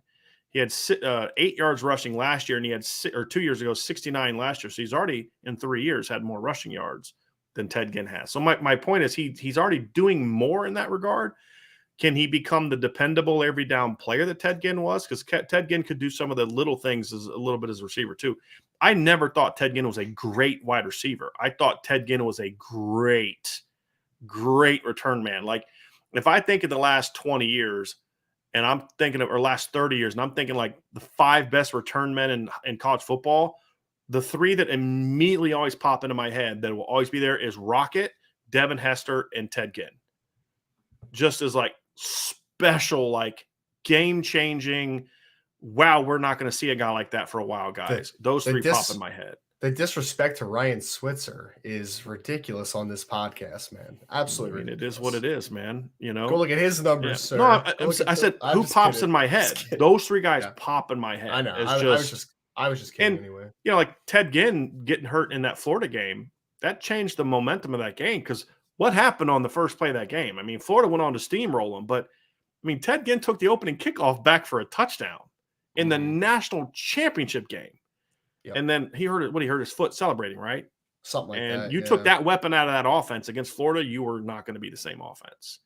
Now, I don't know if I think Florida probably still wins because Ohio State just couldn't stop Florida's offense that day. That was a good Florida team. Yeah, it was. Very good defense. Very good defense of Florida. That was still Brandon Spikes and all those dudes, right? Yeah, and that's why they needed Ted Ginn on offense, is because they needed that vertical weapon. And once he was out, they didn't have answers for Florida that year. Yep. Sean Kelly says, who do you think is 99 overall in college football this upcoming season? So we're talking about like college football. Yeah. Well, first of all, is there anybody at Notre Dame that you would give a 99 to? Michael Mayer be in the conversation. Okay. What would Foskey's grade be? 97? He'd be like 95 to 97, somewhere in that ballpark. Yeah. Who would you give 99s to? Would you give them to the 2 quarterbacks that are coming back that are high? Would you Stroud and Bryce Young? They'd be close. I would consider it. I would give 1 to Michael Mayer probably. I think Will Anderson's a 99. Like that's an easy one. He might be 100. We might break the scale on Will Anderson if we're being completely honest. If we haven't already broken the scale for Ndamukong Suh and Julius Peppers and guys like that, we're not breaking. I'm going Major League Baseball Hall of Fame voter attitude here. If we didn't do it for those guys, we're not doing it for Will Anderson. So the other names that pop in my head is Jalen Carter. Is he a 99? It's close. If not, he's like a 97. I'd put him at 98, 97, just because he is going to have more. He's not going to have quite the protection he had last year. I want to see. And as dominant as he was, to me, to be a 99, Ryan, I think part of it too is you've got to have production. That's fair. And he had 8.5 tackles for loss and 3 sacks last year. Like great player, but you compare that. I mean, he had as many sacks as Riley Mills did last year. That's fair. So that would be the reason why he'd be sub 99 for me. Bijan Robinson, go with 99. Ooh, yeah. They'd have one, two right? guys in the mid to high 90s for me. I'd put Xavier Worthy in there too. I'd put him at like 95, 96 as well. Yeah, Bijan would be That's up there nice. for me. Yeah, He'd be up no there wide for me. no wide receivers. I'm okay if you want to put either of the quarterbacks in there. It will be a close conversation for me. I would, just because the production. I mean, that one guy's a defending Heisman Trophy winner who threw for 4,800 yards. I mean, that's pretty good. I'd probably have a pretty high grade on Skoronski from Northwestern, but he wouldn't be a 99. He would be like a 96 or something. I don't know if there's an offensive lineman that would be a 99. Would there be for you? I don't think so. And then, I mean, otherwise, defensive line-wise, Miles Murphy would be close-ish. He'd be like a 95, 96 as well. Brissett probably be in the same ballpark, but like neither one of those guys. I don't think there's a linebacker. I mean, again, Trenton Simpson would be like a mid-90s type of dude. Like I think he's that good, but I don't think he would be there either. No corners. Safety? Nah, probably not. So, yeah, we'll go with my 99s would be Bijan right around there. I would give him a 99. Michael Mayer, Will Anderson, and you could argue with me about one of the quarterbacks, and I'd be fine with that. I would put both of the quarterbacks there just because production. And in those games, quarterbacks always got higher rankings in those great games too, if we're being realistic about what the games were like. But yeah, I would have here's the players for Notre Dame I'd have in the 90s. Okay. I would have Michael Mayer in the 90s. Mm-hmm. Now, I would have Blake Fisher and Joe Alt in the high 80s. Because remember back then, like younger players in the high 80s, as the season would go on, they would see their thing go up. I'd start them in the high 80s. They'd be 90s pretty early on. Mayer, I think I said, I would have Isaiah Foskey mid to high 90s. I would have Cam Hart in the low 90s. And I would have Brandon Joseph in the mid to high 90s as well. Where would you have Jason Adamalola? High 80s. Like 88, 89. Again, for the same reason I said about Jalen Carter, I got to be consistent. The production hasn't been there. And so I'd probably go high 80s. I'd consider having Jason in like 90, 91. I'd definitely consider. Like if you were to tell me that, I would probably not argue with you on that. Because I'm trying to be a little bit – I got to have Lorenzo in the high 80s. Lorenzo Styles in the high 80s. There'd be a lot of guys in the mid to high 80s, in my opinion. But as far as the 90s, like just the elite players, those would be the ones I'd have there. Like Maris Luafau would be another one that if the injury wasn't there, he'd probably. I mean, he's a guy that you look at as because that's what I loved about the later versions of the game is like you guys could get better during the season. Like if they were performing well, and so like Maris would be that guy that would quickly go way up because remember they had the injury one. And so that grade would grow up, which would then bump his overall grade up. So he'd be a guy that I would say there. But I think Jason Adamilola, the more I think about it, just because the experience that he's played so much would at least be a 90. Now that I think about it, as far as how much higher, that would depend on the production. Same thing with, like I said, Jalen Carter. Jalen Carter, I can't give a 99 to because I just need to see more production. Oh, and Alex Ward, long snapper from Central Florida, 99 all day, baby. Joe's going to love that one. Right. There's no doubt. Nick Papel, thank you for the super chat, Nick. Speaking of multitasking, I appreciate the combo while I am working. #Go Irish. You are welcome, Nick. You are welcome. And that's kind of what this is it's technically us working, but we're just in there having a conversation, talking ball. I absolutely love it. Absolutely love it. Catfish Kelly's Dirty Plunger. These names. Catfish Kelly's Dirty Plunger asked Brandon Ryan, who is your favorite Irish coach of all time? Not head coach, not head coach. That's interesting because I was like in my mind, I'm like, it's Marcus Freeman, right? Landslide, but non-head coach. That's a fun question and one that I'm racking my brain around a little bit. I like Coach Heastand. Maybe that might be my pick. Great reputation. I like how he coaches also. I always responded very well to coaches that were very hard on you. I did not like coaches that told you that you were the best all the time. Like I hated that. I wanted a guy that would be 100% honest with me. So I'm gonna go with Coach Heastand. He's a real coach that I typically like. It's kind of funny. As a linebacker, that doesn't surprise me at all.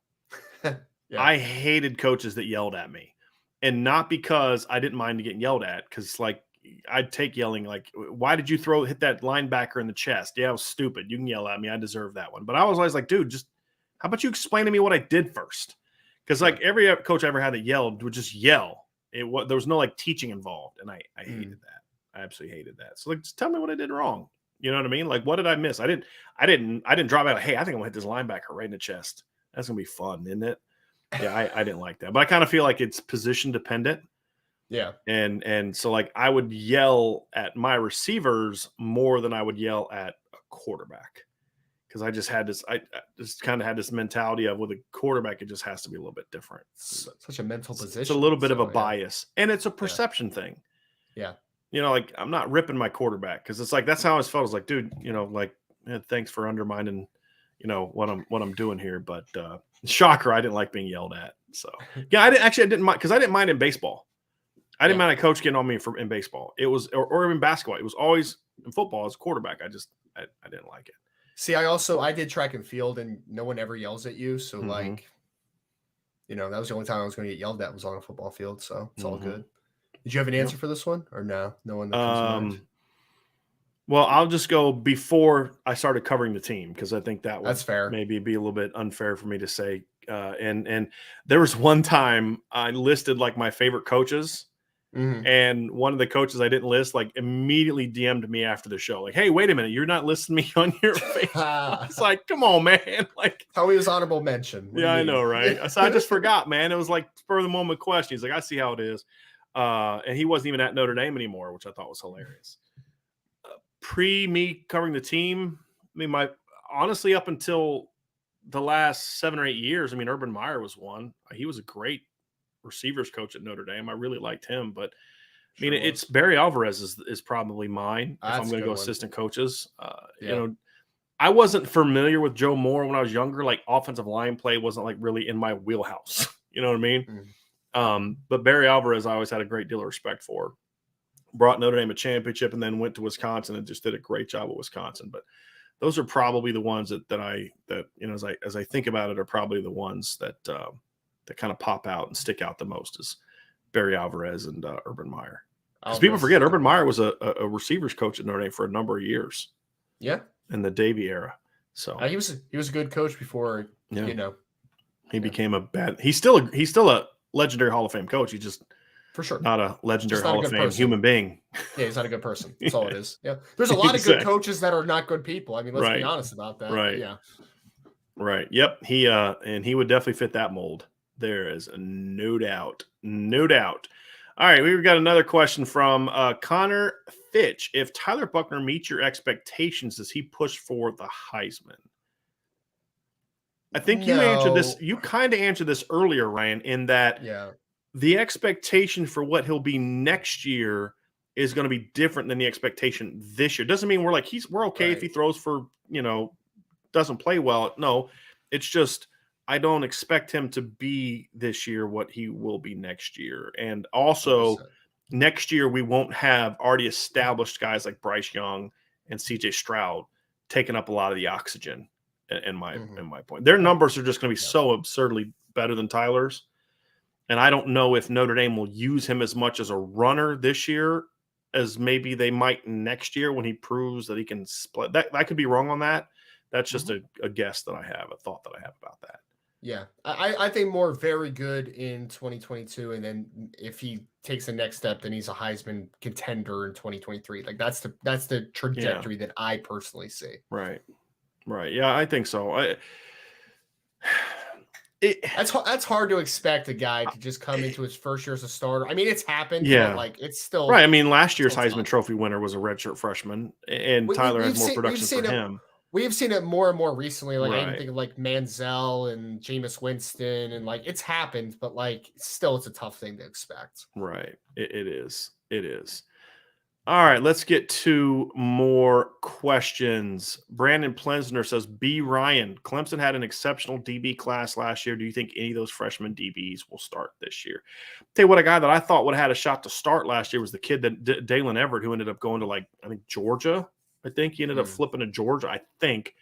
he was a guy that I thought, man, you talking about, I don't know if you ever saw him, Ryan, but he was a kid that was from the Virginia Beach area, like the Southern Virginia area, and they ended up going to IMG, and I think he flipped to Georgia, but man, he had incredible ball skills. He was very long. I don't know if any of those guys are start because they lost a couple guys late. I think Toriano Pride could maybe be a guy that sticks as a nickel. I really liked Toriano. Notre Dame tried to recruit him. He just didn't really have any interest in Notre Dame, not enough to really, really strongly consider them. He's a guy that's, quick, athletic, got some strength to him. He's a little bit thin. He's listed at 183. Doesn't play quite that strong, but he could be a guy that could be a nickel. Sherrod Colville's more of an alley player right now, and maybe he could crack that lineup. I don't think they have bad talent at safety in the secondary. It's just so I think it'll be hard for some of the freshmen to necessarily come in and start. Yeah, but I don't think that my point is they don't have the talent they had in 2018 when they had AJ Terrell and Trayvon McMullen on the opposite sides. That's the difference for me.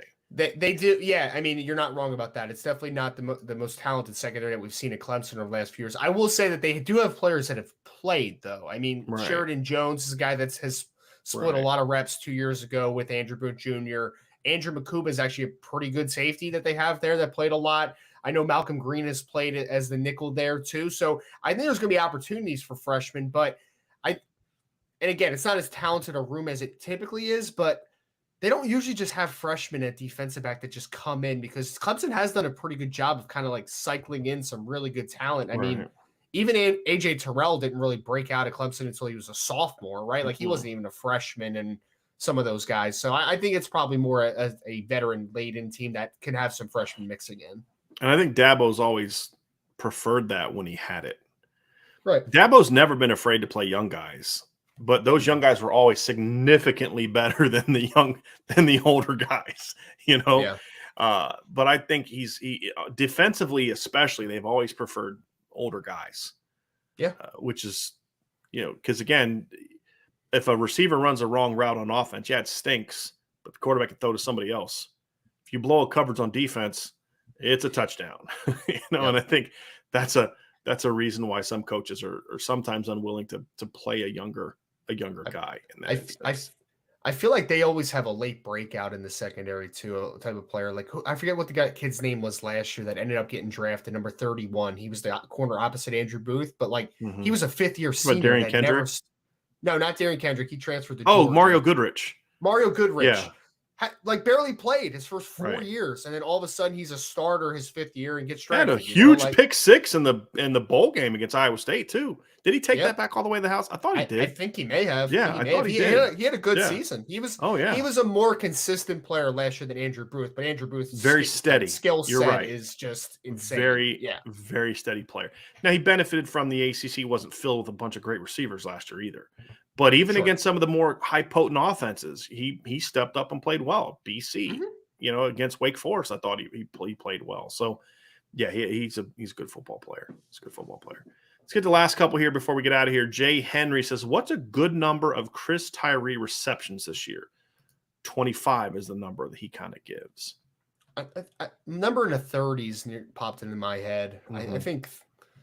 So I'm thinking 3+ receptions a game would be a good number, right? So if we're playing 12 football games, 3 receptions a game, I'm going to say 36+ is the number for me, because I think that it's going to be important to get Chris Tyree matched up on some linebackers and some safeties and do all that type of stuff. So I'll say 36 because I think 3 a game is a good number. So the running backs last year caught 72 passes. Kyron caught 42. Chris Tyree caught 24. So even last year in a more limited role. 24 role, last year? Yeah, we had 6 in the last game. But he still had 18 going into the last game. He caught and a lot of those came early in the year before the foot injury really took over. He had 10 catches in the first 3 games. So I think we're going to see a lot of that, especially with Tyler Buckner at quarterback. So I think 35. If I was setting an over-under, it'd be 35. And the reason I say that is because, Kyron caught 42, and I thought about making the over-under 40, but because I could actually see him being used even more in the pass game than Kyron, because 2 reasons. Number one, Kyron would get more touches in the run game. You didn't need to protect him in the run game because Kyron was so stout compared to Chris, and his game was different. Number two, you wanted to keep Kyron in the backfield because he was such a great pass play guy. With Chris, not that he's not a good pass pro guy, but I want to get him out in space. Like if you're going to blitz us, okay, cool. We're just going to throw a swing route to Tyree or sneak him behind you and just hit him in space. And then you're going to think twice about bringing that. Like, how many times do we see Oklahoma bring that all out blitz again when, and that was one of their key blitzes. And what I loved about that play is Notre Dame checked to that because you saw when they walked that blitz up, and they talked about this afterwards, how they knew that was coming because of the game prep. They switched the running back over, and he did a free release and just turned right behind the defense. They brought the all-out blitz, and he just dumped it over to him. And you get Chris Tyree in space, there's nobody catching him. And so it's just different type of usage. So as long as he's healthy, I think 35 is where it's at the over-under, but I'm feeling like I might be going a little low on that. Yeah. The fact that you just, so. And again, I know you said there were 6 in the bowl game, but the fact that he had 24 last year and he was a little banged up at points, like he didn't play a ton. 40 plus would be probably where I'm at. Then. Right. Yeah. Right. And I think Logan Diggs is going to catch a decent amount of balls. I think Audric will catch some, but I think Chris will, I think he'll get a decent amount. Brandon talked about Jaden Lucas. I like Jaden Lucas. I just don't know if, the reason I brought up Toriano Pride, Brandon, is because I think Toriano fits the slot position a little bit better. Now, I think Jaden could play that as well. I think Jaden Lucas could play that as well, but I don't know if he's to the level where he's just going to push veteran players out of the starting lineup. That would be my thing. So the reason I brought up Toriano is because he could end up being a starter in a nickel package, because the question was about, will he start? And Jaden Lucas is going to play. Will he start? That's a little bit of a different question. Here's an interesting question, Ryan. Which player has the highlight play of the season?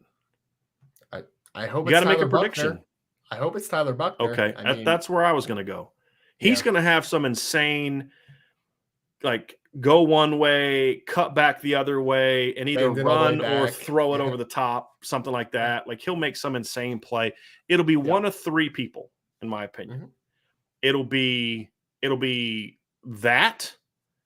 It'll be Isaiah Foskey making some game-changing strip sack. Because, what's the one play that you're going to see every time you watch a highlight of the Panthers-Broncos Super Bowl? It's going to be Von Miller strip sacking Cam Newton.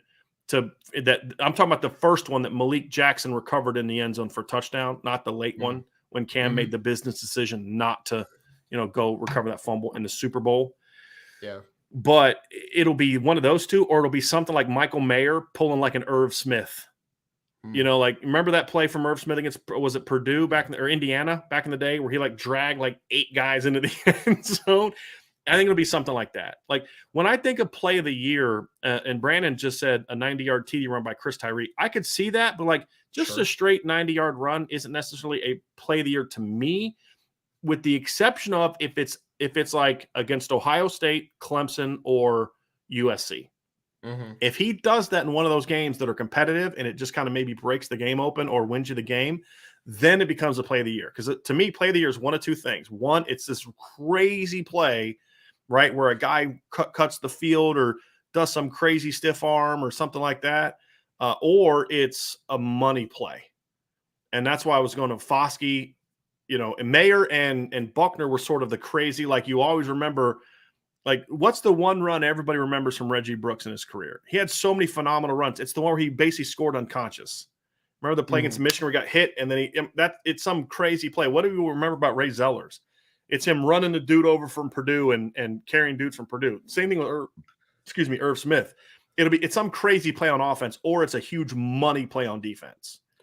And that's how I look at it. You know the play that just popped in my head. Have you ever seen the old clip of John Mackey when he was with the Colts and he 8 guys were on his back and he's still driving, man? You need to look that up. It was one of the craziest things I've ever seen. Or I'll look that up. The Earl Campbell headbutt was a good one against the Rams.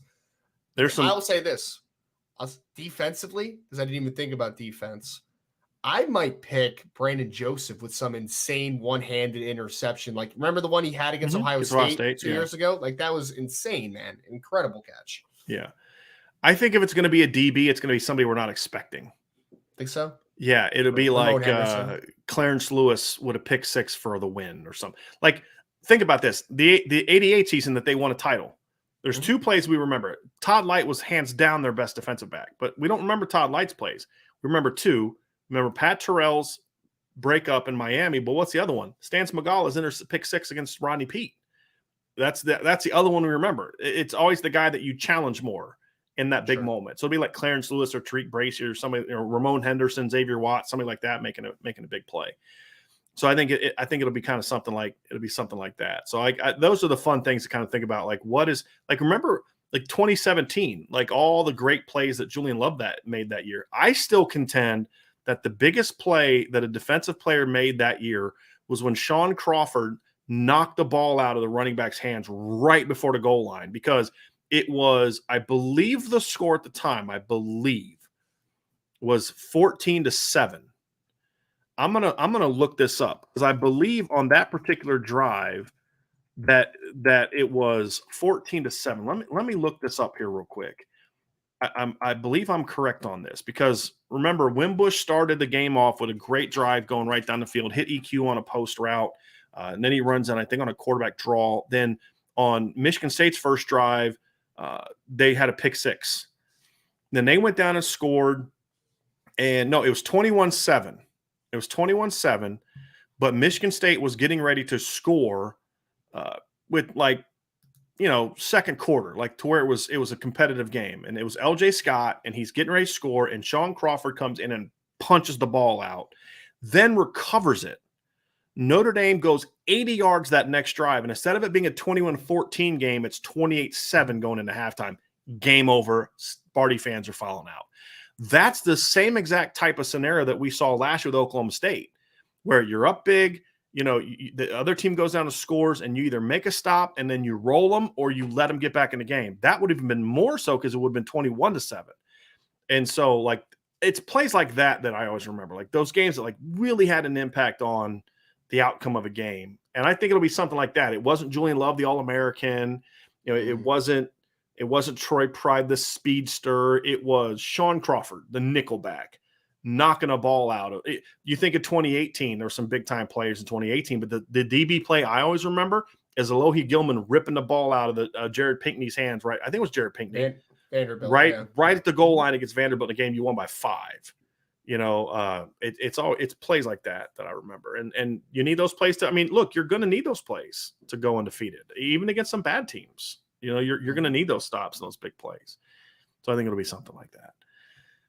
So that's going to do it, Ryan, for today's show. Great questions, everybody. I know there's some more, but we got to get rolling. A lot of good stuff.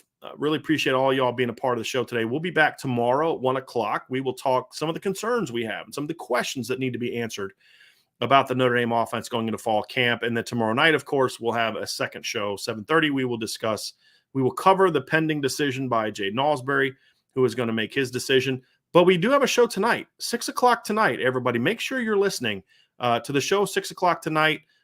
It is the Irish IB Nation Sports Talk Show with Sean Stiers. And tonight, I believe he will have, Vince will be with him tonight. I'm not 100% certain of that. And so they'll be there tonight. And the question, the topic they're going to discuss tonight is going to be their view on the position battles that are going to be raged in fall camp. So you definitely want to check that out as well. So we have that tonight, 6:00, Monday through Thursday. 6:00 is the IB Nation Sports Talk. A little heads up too, we're going to have a couple Saturday shows from 10 to 12. We're going to have we haven't named it yet, but it'll be like our Irish breakdown version of College Game Day. It'll be on Saturdays from 10 to 2. We're actually going to have a couple in the weeks leading up to the season. So we'll have one week 0, where we kind of previews the games that day and then that upcoming week. And then we'll have one the week before where we will talk about just sort of Notre Dame predictions and season previews. So we'll kind of get your mind ready for that as well. Vince did say I was right. It will be Vince tonight. So Vince said it is me. So everybody, take Makes AK's advice. Join the message board. Hit the like button. Hit the subscribe to the channel. Hit the notification bell. Share this podcast. Leave a 5-star review. Visit the Irish Breakdown store to get that B Ryan polo look. This is in there. I just ordered Ryan the darker one, the heather gray one. He also has a white one, but he really likes the gray one. And the hats are in there. All those cool hats. We got this Sweet hat. I still haven't broke the bill enough to wear it yet. So I got to get the bill right. It just keeps folding back. So I got to spend more time with this one to get that right. But lots of cool merch there for everybody to check out. So have a great rest of your day, everybody. Thank you for joining us on the Irish Breakdown podcast.